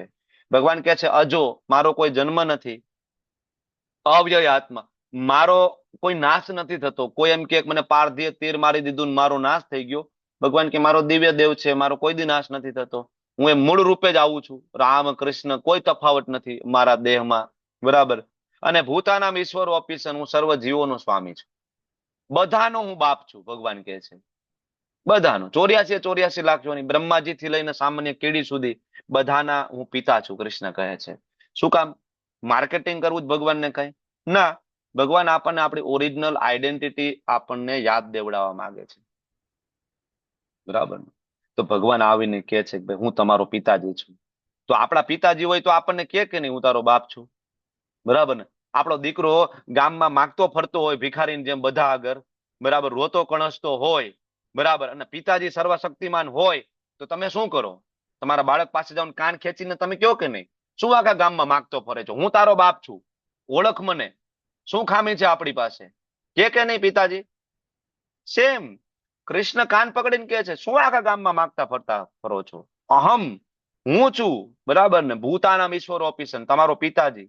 ખોટી જગ્યાએ તમે ફાફા મારો છો. એટલે ભગવાન કહે છે પ્રકૃતિ સ્વામધિષ્ઠાય, પ્રકૃતિ ભગવાનની અંડરમાં છે. સંભવામી આત્મમાયયા. કેવી રીતના પ્રગટ થાય છે? આત્મમાયયા, પોતાની યોગ માયા શક્તિથી પ્રગટ થાય છે. આપણી જેવું નથી. આપણે પ્રગટ થાય છે આપણા કર્મના બંધનના કારણે, બરાબર? આપણે કર્મના બંધનથી પ્રગટ થાય છે. ભગવાન પોતાની મરજીથી, આત્મમાયયા, ભગવાનને બધું યાદ રહે છે. આપણે ભૂલી જાય કારણ કે આપણું શરીર બદલાઈ જાય છે. આપણું ભૌતિક શરીર અહીં પડ્યું રહે છે, નવું શરીર મળી જાય છે, એટલે આપણને જૂના શરીરનું બધું ભૂલાઈ જાય છે, બરાબર? ભગવાનને બધું યાદ રહે છે કારણ કે આપણું શરીર ભૌતિક છે, ભગવાનનું દિવ્ય છે. ભગવાનનું શરીર આત્મા વિશે વચ્ચે કોઈ તફાવત નથી. આપણો આત્મા નીકળી જાય, શરીર અહીં પડ્યું રહે. પ્રેક્ટિકલ છે આ વસ્તુ. એટલે ભગવાન સમજાવે છે કે જીવ અને ભગવાન વચ્ચે શું તફાવત છે. ભગવાન આપણા પિતાજી છે. જ્યારે જ્યારે આવે મૂળ રૂપમાં પ્રગટ થાય છે, બરાબર? આગળ કહે છે શું કામ આવે છે, ક્યારે અવતરિત થાય? યદા યદા હિ ધર્મસ્ય ગ્લાનિર્ભવતિ ભારત. ધર્મની જ્યારે ગ્લાનિ થાય ત્યારે અધર્મનું જ્યારે વર્ચસ્વ જામે, અભ્યુત્થાનમ અધર્મસ્ય તદાત્માનમ, ત્યારે આત્માનમ તદ સૃજામી, ત્યારે હું સ્વયં પ્રગટ થાઉં છું. સૃજામી શબ્દ વાપર્યો છે, જન્મ નહીં. સૃજામી એટલે ભગવાન મૂળ રૂપે પ્રગટ થાય છે, બરાબર? ભગવાન આવી અને ધર્મનો એસ્ટાબ્લિશ કરે છે. ધર્મ તું સાક્ષાત ભગવત પ્રણીતમ. ભગવાન કહે છે મારા શરણે આવો, સર્વ ધર્માન પરિત્યજ્ય. ભગવાનના અલ્ટિમેટલી શરણે જવું. ભગવાન એટલા માટે અહીં આવે છે, બરાબર? આગળ ભગવાન કહે છે પરિત્રાણાય સાધુ નામ વિનાશાય છે દુષ્કૃતામ, ધર્મ સંસ્થાપના થાય સંભવામ યુગે યુગે. કૃષ્ણ શા માટે આવે છે? કૃષ્ણ 3 મિશન લઈને આવે છે. ભક્તોનો ઉદ્ધાર કરવો, બરાબર, અને દુષ્ટોનો નાશ કરવો અને ધર્મની સ્થાપના કરવી. પણ આપણે આચાર્ય પાસે સમજવાની કોશિશ કરીએ તો આચાર્ય આપણને સમજાવે કે અલ્ટિમેટલી ભગવાનનો એક જ ઉદ્દેશ્ય છે, ભક્તોના વિરહને શાંત કરવો, બરાબર? ભક્તોનો ઉદ્ધાર કરવા માટે પણ એના પાર્ષદોને મોકલી શકે છે. દુષ્ટોનો નાશ કરવા માટે ભગવાનને સ્વયં આવવાની જરૂર નથી. કોઈને પણ મોકલે દુષ્ટોનો નાશ થઈ જાય. ભગવાન ત્યાં બેઠા બેઠા સંકલ્પ કરે, સંકલ્પ કરવાથી અનંત કોટી બ્રહ્માંડનો નાશ કરી શકે છે. દુષ્ટોનો નાશ ના કરી શકે? મહાવિષ્ણુ શ્વાસ અંદર લે તો અનંત કોટી બ્રહ્માંડ એના રંધ્રોમાં પ્રવેશ કરે, તો અસુરો પ્રવેશ કરીને મરી ના જાય? ભગવાન ના કરી શકે? રાવણને મારવા માટે રામને થોડું આવવું પડે? આચાર્યો આપણને સમજાવે છે. હિરણ્યકશિપુને મારવા માટે નરસિંહદેવ આજે પ્રગટ નથી થયા, આજનો દિવસ છે, બરાબર? આજે નરસિંહદેવ પ્રગટ થયા છે એના ભક્ત પ્રહલાદ ના વિરહને શાંત કરવા માટે. અને ફ્યુચરમાં પણ જ્યારે કોઈ ભક્તિ કરવા માંગે તો એને યાદ રહે કે મારી પાછળ મારા ભગવાન નરસિંહદેવ બેઠા છે. આ જે વિશ્વાસ વધારવો છે ભક્તોનો, ભગવાન બસ આટલા માટે પ્રગટ થાય. હિરણ્યકશિપુને મારવો કઈ કૃષ્ણ માટે બહુ મોટી વાત નથી, બરાબર? ભગવાન આવે છે પ્રહલાદ મહારાજને આનંદ આપવા માટે. રામચંદ્રજી આવે છે સબરીબાઈના બોર ખાવા માટે. સબરીબાઈ રાહ જોઈને બેઠા છે ને, માતંગ ઋષિએ કીધું છે કે રામ આવશે, તો એટલા માટે આવે છે. બાકી તો કૃષ્ણ રામચંદ્રજી પોતે પરમાત્મા છે અને પરમાત્મા સ્વરૂપે રાવણના હૃદયમાં બેઠા છે, કંસના હૃદયમાં બેઠા છે. ત્યાં બેઠા બેઠા એનો વધ ના કરી શકે? એને શું આવવાની જરૂર પડે? અવતાર લેવાનો, જન્મ લેવાનું, માથાકૂટ આવા કે ગંધારી જગ્યામાં આવવાનું? ના, જરૂર નથી, બરાબર? 9 ને 2 થઈ છે, 9 ને 7 સુધી તમારી પાસે 5 મિનિટનો સમય છે. કોને આજે કીર્તન લેવાનું છે? કઈક સ્પેશિયલ કાલે રિક્વેસ્ટ કૃષ્ણ હતી? પ્રભુજી. વિમલા માતાજી. બોલો. હા, વિમલા શ્રી માતાજી. નરસિંહદેવ નિમિત્તે હું નરસિંહ કવચ પ્રસ્તુત કરીશ. 5 મિનિટમાં થઈ જશે? લગભગ થઈ જશે. હા પ્રભુજી, કરો, થઈ જશે કરો. પ્રભુજી. મેં હરે જોયું છે કૃષ્ણ. ટાઈમિંગ. સરસ છે. હરે બધા કૃષ્ણ. એટેન્ડ કરો નરસિંહ કવચ, બરાબર? ખૂબ હૃદયપૂર્વક નરસિંહદેવને પ્રાર્થના કરો. આપણને આવડે કે ના આવડે, આપણે પાછળ સાંભળી શકીએ, બરાબર? યસ માતાજી, ઓવર. નરસિંહદેવ કી જય. नरसिंह कवचं वक्षे प्रह्लादो निदतं पुरा सर्वरक्षाकरं पुण्यं सर्वोपद्रवनाशनं सर्वसम्पत्करं चैव स्वर्गमोक्षप्रदायकं ध्यात्वा नरसिंहदेवेशं हेमसिंहासनस्थितं विवृताशं त्रिनयनं शरदिन्दुप्रभं लक्ष्म्यालिङ्गितवामाङ्गं विभूतिभिरुपाश्रितं चतुर्भुजं कोमलाङ्गं स्वर्णकुण्डलशोभितं शोभितोरस्कं रत्नकेयूरमुद्रितं तप्तकाञ्चनसङ्काशं पीतनिर्मलवासनम् इन्द्रादिसुरमौलिस्थ स्फुरन्माणिक्यदीप्तिभिः विराजितपदद्वन्द्वं शङ्खचक्रादिहेतिभिः गरुत्मता च विनियाता स्यूतमानं मुदान्वितं सहस्रकमलसंवासं कृत्वा तु कवचं पठेत् नरसिंहो शिरः पातु लोकरक्षात्करं सम्भव सर्वकोऽपि स्तम्भवास फालं मे रक्षतु ध्वनन् नरसिंहो मे दृशो पातु सोमसूर्याग्निलोचन श्रुति मे पातु नरहरि मुनिर्वर्य स्तुतिप्रिय नासां मे सिंहनासस्तु मुखं लक्ष्मीमुखप्रियः सर्वविद्याधिप पातु नरसिंहो रसनां मम वक्त्रं पातु विदुदवदना सदा प्रह्लादवन्दिता नरसिंहा पातु मे कण्ठं स्कन्दो बुम्बरणात्कृता दिव्यास्त्रशोभितभुजो नरसिंहा पातु मे भुजो करौ मे देववरदो नरसिंहा पातु सर्वतः हृदयं योगिसाध्यश्च निवासं पातु मे हरिः मध्यं पातु हिरण्याक्ष वक्षकुक्षिविदारणः नाभिं मे पातु नरहरिः स्वनाभिभ्रः संस्तुतः ब्रह्माण्डकोटयकण्ठ्यां यक्ष्यासो पातु मे कटिं गुह्यं मे पातु गुह्यानां मन्त्राणां गुह्यरूपधृत् उरुमनोभव पातु जानुनी नररूपधृत् जङ्गे पातु धराभार हर्ता योऽसो नरकेसरी सुरराज्यप्रद पातु पादो मे नरहरीश्वरः सहस्रशीर्षा पुरुष पातु मे सर्वसंस्तुनम् महोघ्नः पूर्वतः पातु महावीराग्रजोऽग्नितः महाविष्णु दक्षिणे तु महाज्वालसु निरतौ पश्चिमे पातु सर्वेशो दिशि मे सर्वतोमुखः नरसिंह पातु वायव्यां सौम्यं भूषणविग्रहः ईशान्यां पातु भद्रो मे सर्वमङ्गलदायकः संसारभयद पातु मृत्युर्नरकेसरी इदं नरसिंह कवचं प्रह्लादमुखमण्डितं भक्तिमान्यः पठे नित्यं सर्वपापे प्रमुच्यते पुत्रवान् धनवान् लोके दीर्घायुर्जायते यं यं काम्यते कामं तं तं प्रप्नोत्यत् संशयम् सर्वत्र जयवाप्नोति सर्वत्र विजयी भवेत् भूम्यन्तरिक्षदीवानां ग्रहाणां विनिवारणं वृश्चिकोरगसम्भूत विशापहरणं परं ब्रह्मराक्षस्य रक्षाणां दूरोत्सारणकारणं भुजे वा तालपत्रे वा कवचं लिखितं शुभं करमूले धृतं येन कर्म सिद्धयः देवासुरमनुष्येषु स्वं स्वमेव जयं लभेत् एकसन्ध्यं त्रिसन्ध्यं वा यः पठेन्नितो नरः सर्वमङ्गलमाङ्गल्यं भुक्तिं मुक्तिं च विन्दति रात्रिं संसितशस्त्राणि पाठाच्युदातविनुभिः कवचस्यास्य मन्त्रस्य मन्त्रसिद्धि प्रजायते आनेन मन्त्रराजेन कृत्वा भस्माभिमन्त्रणम् तिलकं बिभृतास्यस्तु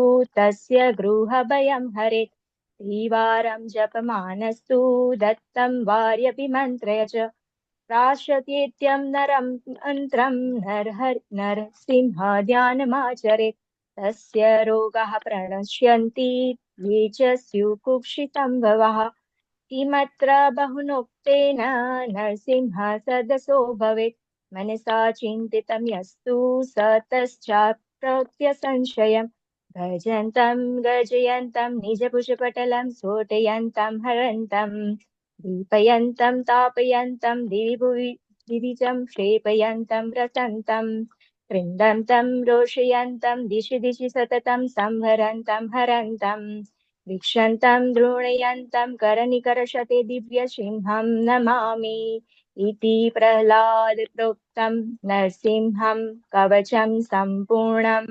हरे कृष्ण।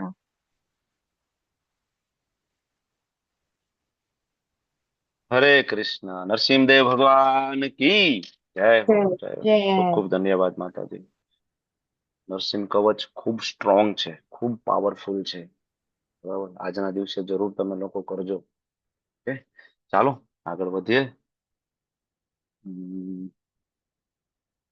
આપણે વાત કરી રહ્યા છે ભગવાનનું પ્રાગટ્ય. બરાબર, કેવી રીતના ભગવાન આ જગતમાં પ્રગટ થાય છે, ક્યારે પ્રગટ થાય છે, શું કામ પ્રગટ થાય છે, ભગવાન આ બધી ચર્ચાઓ કરે છે. તો આ બધી ચર્ચાઓ કરી અને ભગવાન વિશે જાણવાથી ફાયદો શું? તો ભગવાન 9મા શ્લોકમાં કહે છે જે કોઈ વ્યક્તિ જાણશે ને કે મારો જન્મ છે જ નહીં, હું તો અજન્મા છું, હું તો અહીંયા લીલા કરવા માટે આવું છું, કારણ કે મારો જન્મ દિવ્ય છે, ભૌતિક જન્મ નથી. આપણો ભૌતિક છે, આપણે કર્મના બંધનને આધીન થઈને જન્મ લેવો પડે છે. બરાબર, આપણે નક્કી નથી કરી શકતા કે આપણા માતા પિતા કોણ હશે, કઈ જગ્યાએ જન્મ થાય, પણ ભગવાન નક્કી કરે છે પહેલેથી જ. બરાબર, એટલે જો શાસ્ત્રોની અંદર પહેલેથી જ લખેલું છે. ભગવાન બુદ્ધ 2500 વર્ષ પહેલા આવ્યા, પણ 5000 વર્ષથી જે ભાગવતમ, ભવિષ્ય પુરાણ, બધાની અંદર પહેલેથી રેફરન્સ મળે. બરાબર, ભગવાન કલ્કી હજી પ્રગટ નથી થયા. બરાબર, પણ કલ્કી પ્રગટ થશે ક્યાં, કયા પરિવારમાં, શું એનો ઉદ્દેશ્ય હશે, બધું અત્યારથી શાસ્ત્રમાં લખેલું છે. એટલે આવા કોઈ અવતારો કે જેનો શાસ્ત્રમાં સ્પષ્ટ ઉલ્લેખ ના હોય, 4 સંપ્રદાય દ્વારા સ્પષ્ટ રીતના માન્યતા ના આપવામાં આવી હોય, આવા કોઈ પણ વિષ્ણુના અવતારને માનવા જોઈએ નહીં. 4 ઓરિજિનલ સંપ્રદાય છે એના દ્વારા માન્યતા પ્રાપ્ત થાય. બરાબર, એમાં આવેલા આચાર્યો દ્વારા જયારે માન્યતા પ્રાપ્ત થાય ત્યારે જ એને અવતાર તરીકે માનવામાં આવે છે. એટલે આ હંમેશા યાદ રાખવાનું. જન્મ કર્મ ચમે દિવ્યમ એવમ યો વેતિ તત્વતઃ.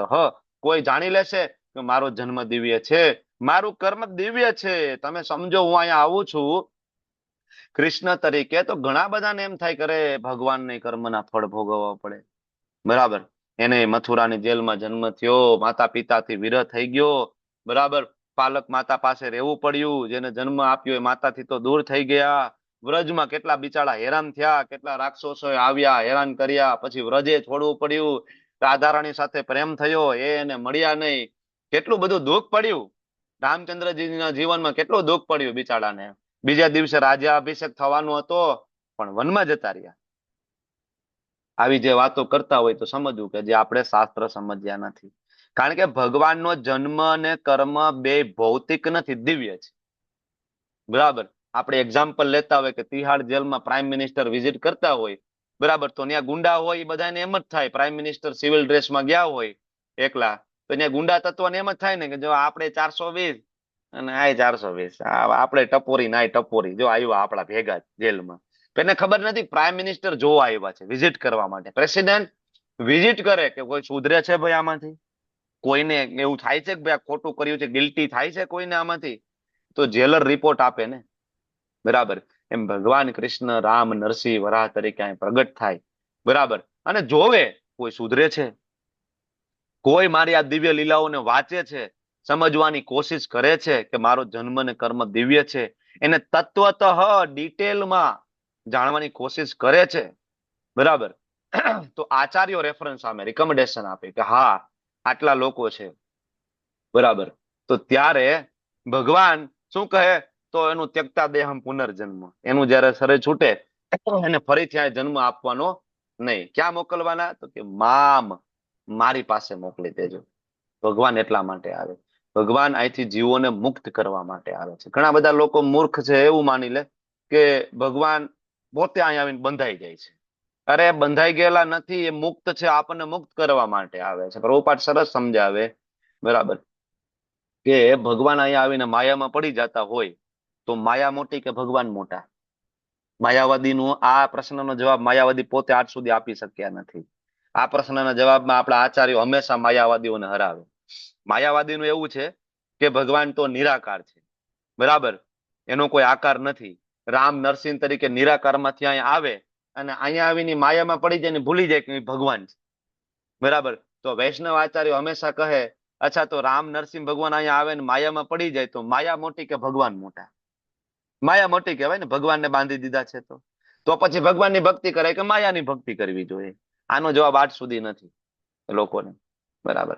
તો ભગવાન આ ક્લિયરલી કહે છે માયા તો એનું સર્વન્ટ છે, બરાબર. આત્મ માયા, આગળ પણ કીધું, હું તો મારા સર્વન્ટ ના કારણે હું અહીંયા આવું છું, બરાબર, તમારો બધાનો ઉદ્ધાર કરવા માટે. ભગવાનની શક્તિ છે, યોગ માયા શક્તિ, મહામાયા શક્તિ, આપણે ઘણી વાર ચર્ચા કરી ગયા છીએ, બરાબર. ભગવાન પોતે અહીંયા પ્રગટ થાય યોગ માયા શક્તિ દ્વારા. એની અંતરંગ શક્તિ શ્રીમતી રાધારાણી, બરાબર. એના ભક્તો પણ ભગવાનની યોગ માયા શક્તિથી આવે અને જાય, અને આપણે બધા ભગવાનની મહામાયા શક્તિથી આવીએ છીએ અને જન્મ લઈએ છીએ વારંવાર. આ તફાવત છે. ભગવાનનું કર્મ, ભગવાનનો જન્મ દિવ્ય છે, આ સમજવું પડે, બરાબર ને? નહીતર આપણે અહીં ફસાઈ જઈશું, બરાબર. તો કોઈ એમ કે શું આવી રીતના કોઈ જ્ઞાન પ્રાપ્ત કર્યું અને ગયા છે? જન્મ કર્મ ભગવાને કીધું દિવ્ય જાણી લે તો ભગવત ધામ જાય, તો આવો કોઈ રેફરન્સ? તો ભગવાન પોતે કહે છે હા, શરત એટલી જ છે કે રાગ, ભય અને ક્રોધ આનાથી વિત એટલે કે મુક્ત થવું પડશે. ખાલી આ ત્રણ વસ્તુ, આસક્તિ, ભય અને ક્રોધ. આસક્તિ પ્રેઝન્ટ થી, આસક્તિ એટલે એટેચમેન્ટ, આપણને પ્રેઝન્ટ, આપણા સગા સંબંધી, આપણું અત્યારનું ધન, પોસ્ટ, પોઝિશન પ્રત્યે આપણને બહુ આસક્તિ હોય. ભય આપણને ફ્યુચર નો હોય કે ભવિષ્યમાં મારું શું થશે, મારી પોસ્ટ તો રહેશે ને, પોઝિશન રહેશે ને, શરીર તો રહેશે ને, પૈસા તો રહેશે ને. અને ક્રોધ હંમેશા ભૂતકાળનો, મારી સાથે જ આવું શું કામ થયું, હું તો બધું બરાબર કરતો હતો, મને કેમ ના મળ્યું, બરાબર, હંમેશા. તો તમે જોશો કે આ રાગ, ભય અને ક્રોધ એટલે પ્રેઝન્ટ ટેન્સ, ફ્યુચર ટેન્સ અને પાસ્ટ ટેન્સ. એમાં પાછળ શબ્દ છે ટેન્સ. ટેન્સ અને ટેન્સ એટલે વ્યક્તિ એમાં ટેન્શનમાં જ રહ્યા, ત્રણેયની અંદર. આ ટેન્શન માંથી બહાર નીકળવું હોય તો ત્રણેયમાંથી બહાર નીકળવું પડશે, પ્રેઝન્ટ, પાસ્ટ અને ફ્યુચર. આ ત્રણેયમાંથી બહાર નીકળીએ એને અવસ્થા કહેવાય ગુણાતીત અવસ્થા, જેને કહેવાય સ્વરૂપ સિદ્ધ અવસ્થા. આત્મજ્ઞાની વ્યક્તિ, સ્થિત પ્રજ્ઞ, એના ત્રણેયથી કોઈ ફરક પડતો ન હોય, આસક્તિ, ભય અને ક્રોધ. આ કન્ડિશન જો કોઈ એપ્લાય કરશે પોતાના જીવનમાં તો એ મારામાં સંપૂર્ણ લીન થઈ શકશે, અને ત્યારે મારું શરણ એ પ્રાપ્ત કરે. તો ભૂતકાળમાં મારા વિશેના આ જ્ઞાનથી આવા ઘણા લોકો પવિત્ર થયા છે. ખાલી અર્જુન હું કહું છું એવું નથી, ઘણા બધા પાસ્ટમાં. તમે ભક્તમાલ ગ્રંથ ઉઠાવીને જોઈ લો, ભગવાન રેફરન્સ આપે છે. શાસ્ત્ર ઉઠાવીને જોઈ લો, અર્જુન ભરેલો પડ્યો છે આખો ગ્રંથ, બરાબર. મહાન આચાર્યો આવ્યા છે, રામાનુજાચાર્ય, મધ્વાચાર્ય, નિંબાર્કાચાર્ય, બરાબર, કે જેને આ સેમ ફિલોસોફીને એક્સેપ્ટ કરી, ભક્તિ કરી, એના બધા ભગવતધામ ગયા છે. એના પ્રમાણ પણ આપ્યા છે ભગવતધામ જવાના, બરાબર. મીરાબાઈ, નરસિંહ મહેતા, મીરાબાઈએ તો પ્રમાણ પણ આપ્યું છે કે ભગવતધામ કેવી રીતના ગયા છે. જેવી રીતના ભગવાન ભગવતધામ જાય, બરાબર, ઇવન એના ભક્ત પણ ભગવાન, બરાબર, એવી રીતના જાય. મીરાબાઈ નું તમે જોયું કે અંતિમ સંસ્કાર થયા હોય કે ક્યાંયની સમાધિ હોય કે એવું ક્યાંય નથી. મીરાબાઈ એ શરીર સાથે જ, બરાબર, બેટ દ્વારકાની અંદર, ભગવાન દ્વારકાનાથની અંદર પ્રવેશ કર્યો છે, બરાબર.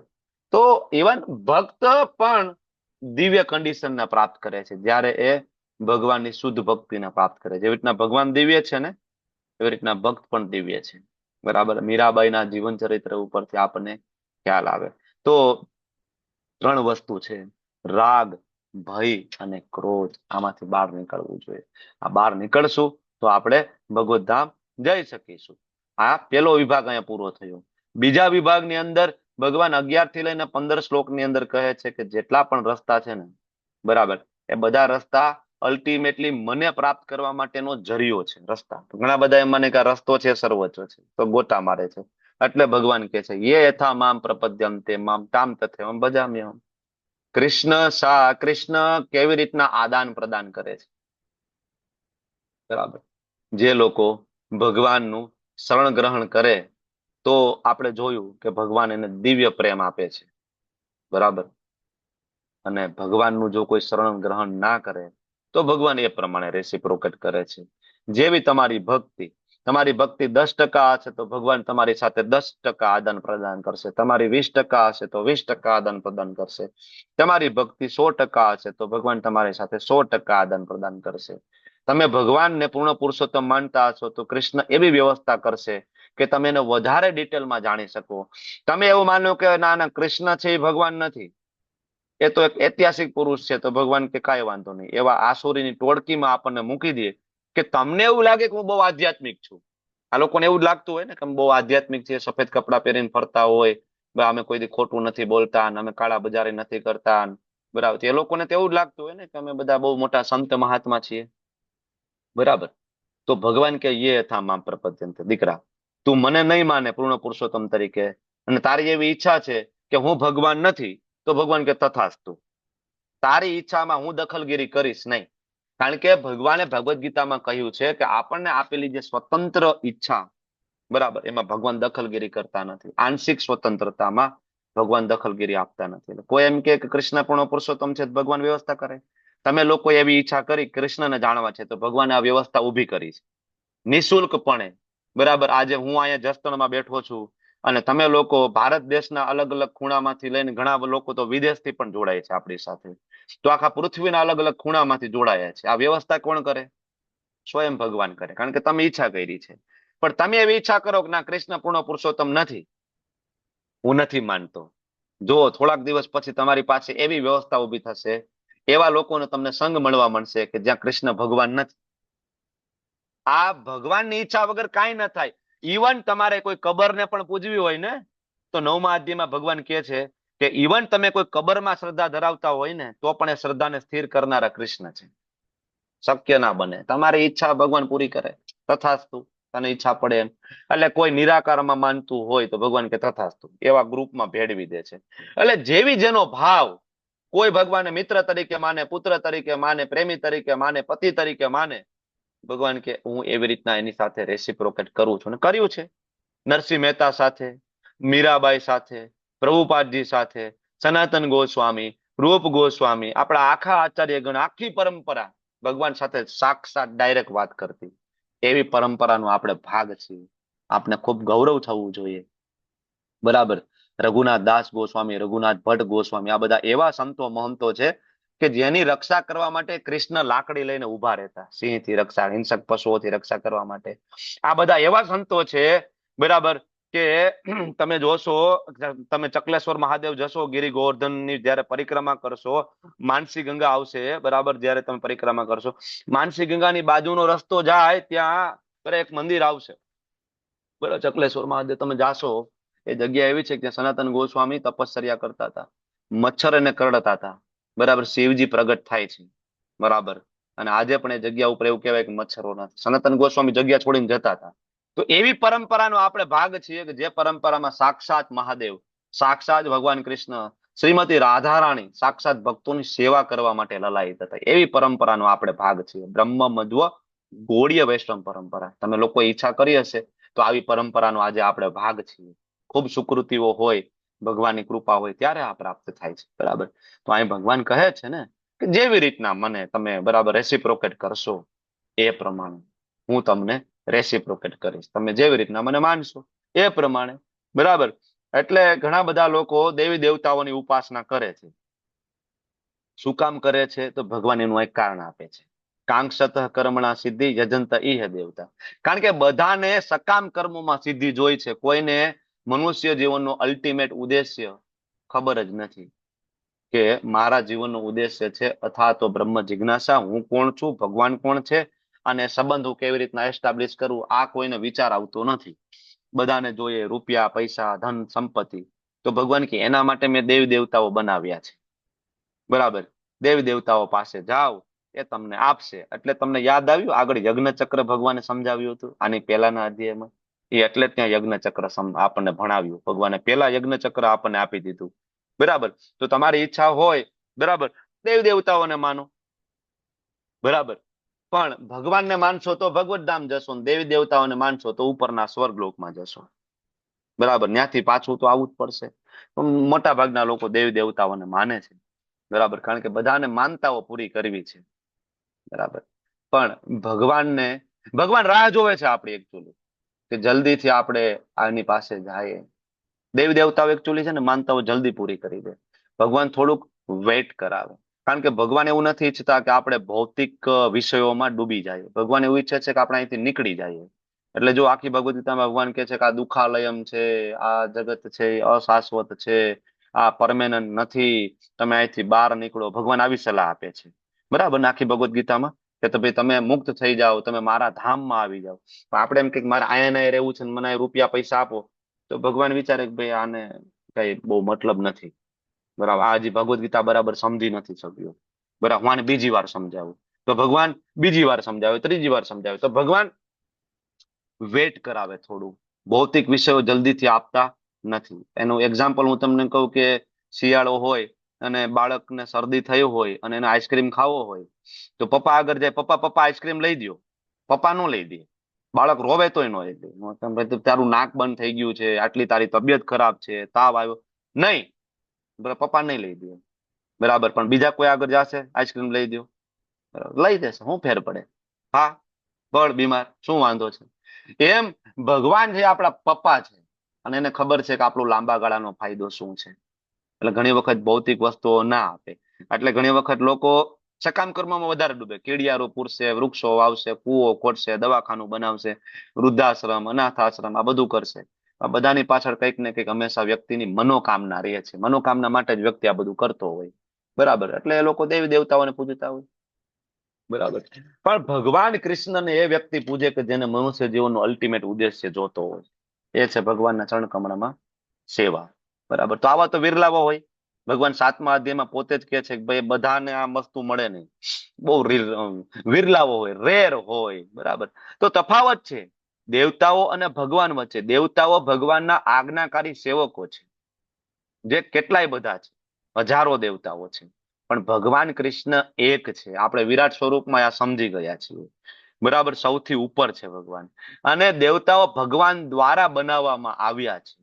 ભગવાનના નાભીમાંથી પ્રથમ દેવતા તરીકે બ્રહ્માજી જ જન્મ લે છે, અને બ્રહ્માજી પછી બીજા બધા દેવી દેવતાઓને ઉત્પન્ન કરે છે આ ભૌતિક જગતમાં. તો દેવતાઓનો જન્મ જ ભગવાન દ્વારા, બ્રહ્માજી દ્વારા કરવામાં આવે છે, જ્યારે ભગવાનનો કોઈ જન્મ નથી, બરાબર. ભગવાનનો કોઈ જન્મ નથી.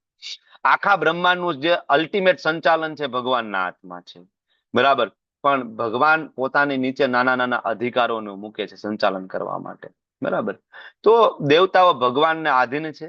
ભગવાન સર્વોચ્ચ છે, સૌથી ઉપર છે. આ આપણે સમજવું જોઈએ. જો આ સમજીએ તો આપણે કૃષ્ણની ભક્તિ કરતા થાય. અને આ વસ્તુ સમજાવવા માટે જ ભગવાને વર્ણાશ્રમ ધર્મ આપ્યો. 4 વર્ણ જે આપ્યા ને, આ શ્લોક છે, આના કારણે ઘણા બધા લોચા થઈ ગયા, બરાબર. ભૂતકાળમાં ઘણા બધા કહેવાતા વિદ્વાન લોકોએ આ શ્લોકને ઊંધી રીતે લીધો. ચાતુર્વર્ણ્યમ મયા સૃષ્ટમ ગુણકર્મ વિભાગશ. હવે સામાન્ય વ્યક્તિ આ શ્લોક સમજી શકે કે ચાતુર્વર્ણમ, 4 પ્રકારના વર્ણ, મયા સૃષ્ટ, મારા દ્વારા આપવામાં આવ્યા. કયા અનુસંધાને આપ્યા? આધાર શું?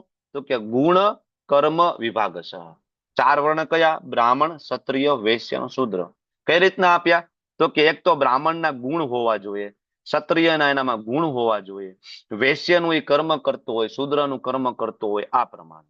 આમાં ક્યાંય એવું લખ્યું નથી કે જન્મ વિભાગ કર્યો છે, કે જન્મ કે જાતિ મુજબ મેં વિભાગ કર્યો છે.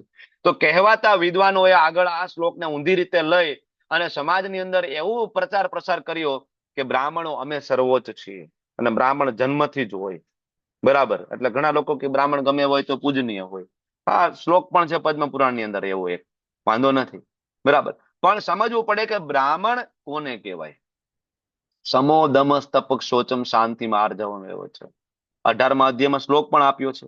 બ્રાહ્મણના ગુણ કેવા હોય છે એને બ્રાહ્મણ કહેવાય. તો ગુણથી કોઈ પણ બ્રાહ્મણ બની શકે. ક્ષત્રિયનો દીકરો બ્રાહ્મણ બની શકે, બ્રાહ્મણનો દીકરો ક્ષત્રિય બની શકે, બ્રાહ્મણનો દીકરો શૂદ્ર પણ બની શકે. અને એક શૂદ્ર અને એક દલિતની ઘરે પણ જો ભગવાનનો મહાન ભક્ત પ્રગટ થાય ને, તો એ બ્રાહ્મણના બધા જ ગુણોને અર્જિત કરીને બ્રાહ્મણ બની શકે, અને બ્રાહ્મણથી પર ઉપર વૈષ્ણવ બની શકે, બરાબર.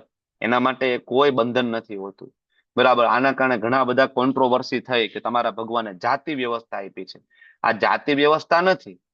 આ વ્યવસ્થા આખા જગતમાં બધે જોવા મળે. બ્રાહ્મણ એટલે પ્રિસ્લી ક્લાસ, પ્રિસ્લી, કે જે બીજાને સાચું માર્ગદર્શન આપે. તો અમેરિકામાં આવા લોકો, વિદ્વાન લોકો ના હોય, બીજાને સાચું માર્ગદર્શન આપે. જાપાનમાં ન હોય, પાકિસ્તાનમાં ન હોય, બધી જગ્યાએ હોય આ વર્ગ કે જેની બુદ્ધિ ક્ષમતા સારી છે, સારા સારનો પ્રોપર વિવેક કરવાની જેનામાં બુદ્ધિ છે, બ્રાહ્મણ કહેવાય, જે શાસ્ત્ર પ્રમાણે ચાલે. તો છે એવા મુસ્લિમો પણ છે કે જે ખરેખર સાચી રીતના કુરાનને ભણ્યા છે, સાચી રીતના એ જાણે છે કે ભગવાન કોણ છે, અલ્લાહ કોણ છે. એવા છે મુસ્લિમો પણ, બરાબર, કે જે વ્યવસ્થિત રીતના ભક્તિ કરે છે, કોઈને બરાબર હેરાન ના કરવાની ભાવના ધરાવે, આવા હોય છે, બધી જગ્યાએ જોવા મળે. ક્ષત્રિય, આ પેલું બ્રાહ્મણ થઈ ગયું. ક્ષત્રિય એટલે શું? ક્ષત્રિય એટલે એડમિનિસ્ટ્રેટિવ ક્લાસ, જે મેનેજમેન્ટ કરે, બરાબર. તો તમે જોવો છો ને, તો જાપાનમાં પણ છે એડમિનિસ્ટ્રેટિવ ક્લાસ ના હોય, મેનેજમેન્ટ ના હોય. ક્ષત્રિય છે જેના દ્વારા મેનેજમેન્ટ થાય, જેના દ્વારા રક્ષણ થાય. ક્ષત્રિય એટલે સૈનિક, આપણી આર્મી નથી, બરાબર. અત્યારે તમે જાઓ બોર્ડર ઉપર, બરાબર, જે લોકો અહીંયા બધા કેતા ફરે છે કે અમે જે રાજવંશ અમે જે રાજપૂત રજવાડું ક્ષત્રિય, તો ખાલી કાળા કલરની સ્કોર્પિયો લઈને પાછળ ક્ષત્રિય લખાવાથી ક્ષત્રિય ના બનાવાય. આ બધાને અત્યારે ઉપાડવા જોઈએ, બોર્ડર ઉપર મૂકવા જોઈએ. અત્યારે ક્ષત્રિય તો ત્યારે કહેવાય ને, ક્ષત્રિયનો ગુણ છે, બરાબર. સત ત્રાયતે ઇતિ ક્ષત્રિય, કે જ્યારે સતીમાંથી રક્ષણ કરે નિર્બળોનું, બરાબર, એને કહેવાય ક્ષત્રિય. સત ત્રાયતે ઇતિ ક્ષત્રિય. તો ખાલી કઈ બરાબર થાર કે સ્કોર્પિયોમાં ક્ષત્રિય લખાવટ શું થાય? આ લોકોને મૂકો બોર્ડર ઉપર, ચાલો ભાઈ ક્ષત્રિય છો તમે, જરૂર છે અત્યારે ભારત દેશને, તો ખબર પડે કેટલા ક્ષત્રિય છીએ આપણે. ક્ષત્રિય ગુણથી બની શકાય, જન્મથી ક્ષત્રિય ના હોય, બરાબર. તો એના પછી આવે વૈશ્ય. વૈશ્ય એટલે શું? પ્રોફિટ, બિઝનેસ ક્લાસ વધે છે. જેમ ક્ષત્રિય છે, પાકિસ્તાનમાં ક્ષત્રિય ના હોય, જાપાનમાં, અમેરિકામાં બધે હોય. પાકિસ્તાનમાં બિઝનેસમેન ના હોય, જાપાન, અફઘાનિસ્તાન બધી જગ્યાએ હોય. તો ભગવાન સમજાવે છે કે વ્યક્તિના જે પ્રમાણે ગુણ હોય ને એ પ્રમાણનું એને પ્રોફેશન સિલેક્ટ કરાવો, જેથી એની ઉન્નતિ થાય. એટલે આપણા બાપ દાદાઓમાં તમે જો પેલા જે જ્યોતિષ શાસ્ત્ર પણ ઉન્નત હતું. તો બાળકનો જન્મ થાય તો જ્યોતિષ શાસ્ત્ર, જ્યોતિષ આવે અને બાળકને રમતું મૂકે અને સામેની સાઈડમાં બધું મૂકે, એક બુક્સ મૂકેલી હોય, પૈસા મૂકેલા હોય, પછી શસ્ત્ર મૂકેલું હોય, આ બધું મૂકેલું હોય, બરાબર. પછી બાળક રમતો રમતો એમાંથી શું સિલેક્ટ કરે એના ઉપરથી, અને બીજું એના ગ્રહ અને નક્ષત્રોની દશા ઉપરથી જ્યોતિષ એને કહી દેતા, બરાબર, કે આ બાળકમાં આ પ્રકારના ગુણધર્મો છે, કે ભવિષ્યમાં આ વસ્તુ કરશે. પ્રભુપાદનું ભવિષ્ય જોઈને કહી દીધું હતું કે આ વ્યક્તિ આગળ જતા સન્યાસી બનશે, બરાબર, કીધું હતું. તો એવા જ્યોતિષ હતા. તો એ મુજબનો ત્યારે એને બિઝનેસ સિલેક્ટ કરાવતા. ધારો કે કોઈનામાં ગુણો ક્ષત્રિયના હોય અને તમે એમ કહો કે ભાઈ તમે વેદોનું જ્ઞાન આપો, બધાને શીખડાવો, એ નહીં કરી શકે, બરાબર. અને ધારો કે કોઈનામાં બ્રાહ્મણના ગુણો હોય, તમે એમ કહો કે ભાઈ તમે ક્ષત્રિય તરીકે આર્મી જોઈન કરો, એ નહીં કરી શકે, કારણ કે એના લોહીમાં નથી, જેને આપણે પ્રકૃતિ કહીએ, લોહીમાં નથી એનામાં, બરાબર. તો ભગવાને આ સમજાવ્યું કે ભાઈ જે મુજબના ગુણ હોય એ મુજબનો તમે સિલેક્ટ કરો. Priestly class, administrative class, business class અને વર્કિંગ ક્લાસ. છેલ્લે શુદ્ર એટલે બીજાની સેવા કરવી. Working class, salaried person. Salaried, તમે જેટલા સેલરીડ પર્સન હોય, હવે તમારો જન્મ ભલે બ્રાહ્મણ કે ક્ષત્રિયમાં થયો હોય, આપણે આપણી જાતને બ્રાહ્મણ ક્ષત્રિય કહેતા હોય, પણ તમે પગાર લ્યો છો ગવર્મેન્ટ પાસેથી, પગાર લ્યો છો, અથવા તમારો પ્રાઇવેટ છે અને તમે પૈસા લ્યો છો બીજા પાસેથી અને સેવા કરો છો. ધારો કે હું ડોક્ટર છું, ડોક્ટર આમ તો શાસ્ત્રની દ્રષ્ટિએ વૈદ છે એ બ્રાહ્મણમાં આવે, પણ વેદ બ્રાહ્મણમાં ત્યારે આવે કે મફતમાં સેવા કરતો હોય. તો વેદ બ્રાહ્મણ ત્યારે કહેવાય કે મફતમાં સેવાના દ્રષ્ટિએ એ હોસ્પિટલ ચલાવતો હોય, સંપૂર્ણપણે મફત. અત્યારે કયો ડોક્ટર મફત કરે છે? નથી કરતો. બધાની કેશ ફી છે બહાર લખેલી, કેશ ફી પેલા આપો તો ડોક્ટર મળે, નહીં તો ડોક્ટર મળે નહીં. તો પૈસા લઈને સેવા આપવી તો એ શૂદ્રનું કામ થઈ ગયું. તો હવે ડોક્ટર બધા કેવા થઈ ગયા? શૂદ્ર, બરાબર. હવે અત્યારે કદાચ ગૂગલમાં નોકરી કરતા હોય ને કદાચ તમારો પગાર 2 કરોડ રૂપિયા હોય, પણ તમે લ્યો તો સેલરી, એટલે તમે શૂદ્ર થઈ ગયા. એટલે મહાપ્રભુએ કીધું કે કલો શૂદ્ર સંભવા. કળિયુગની અંદર બધા કેવા છે? શૂદ્ર. અત્યારે ખરા અર્થમાં કોઈ બ્રાહ્મણ નથી. એટલે પ્રભુપાદ કહેતા કે આ સોસાયટી હેડલેસ સોસાયટી છે. બ્રાહ્મણ એટલે હેડ કહેવાય, બ્રાહ્મણ એટલે વૈદિક નિયમો શીખડાવે. એટલે પ્રભુપાદ એ ફરીથી એસ્ટાબ્લિશ કરવા માટે આ ઇસ્કોનની યાત્રા ચલાવી કે એવા બ્રાહ્મણો બરાબર ફરીથી પ્રગટ કરીએ, એવા સર્જન કરીએ કે જે વૈદિક નિયમો પ્રમાણે જીવન જીવતા હોય. તો ઘણા બધા છે ને અત્યારે ઇસ્કોનની અંદર સાદું જીવન છે, ભગવદ્ ગીતા ભાગવતોનો પ્રચાર, પોતાનું સંપૂર્ણ જીવન એસ્ટાબ્લિશ કરી દીધું ભગવાન માટે.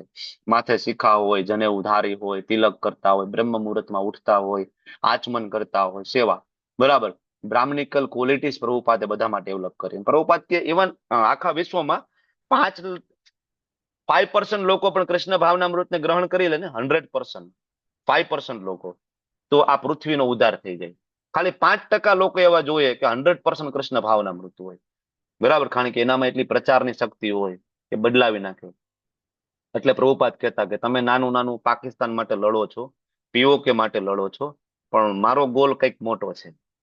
મારો ગોલ તો એવો છે કે આખા વિશ્વને હું હિન્દુસ્તાન બનાવી દઉં. એટલે પ્રભુપાદ 18 વખત આખા પૃથ્વીની પ્રદક્ષિણા કરી, અલગ અલગ દેશની અંદર બધે ગયા, અને આજે બધા દેશની અંદર આપણા હિન્દુઓ છે. રશિયામાં જાઓ તમને કલર બારથી વ્હાઈટ લાગશે, જન્મ ક્રિશ્ચનમાં થયો હશે, પણ એ પ્યોર સનાતની છે લોકો. રશિયાની અંદર સેકન્ડ રિલિજન હરે કૃષ્ણ છે અત્યારે, સેકન્ડ રિલિજન. સૌથી વધારે ગુરુકુળ, સૌથી વધારે મંદિર રશિયામાં છે આજે. બરાબર. રશિયામાં તમે કોઈ પણ સિટીમાં જાઓ, હરે કૃષ્ણ મંદિર મળશે. તમારી ભાષા ગમે તે હોય, તમારો શરીરનો કલર ગમે તે હોય, તમે ગમે તે દેશમાંથી હોય, પણ એ મંદિરની અંદર જાશો, તમને ત્યાં વૈષ્ણવ મળશે. તમને એવું લાગશે કે આ ખરેખર આપણા વાળા છે. બરાબર. તમને ત્યાં પ્રસાદની વ્યવસ્થાથી લઈ ભગવાનનું નામ જપ કરવા માટેની બધી સુવિધા ત્યાં પ્રાપ્ત થશે. બરાબર. તો પ્રભુપાદે આ કર્યું છે. વાંછા કલ્પતરુભ્યશ્ચ કૃપા સિંધુભ્યઃ ચ પતિતાનાં પાવનેભ્યો વૈષ્ણવેભ્યો નમો નમઃ. કોટી વૈષ્ણવ કી જય, શ્રી પ્રભુપાદ કી જય, ગુરુ મહારાજ કી જય. હરે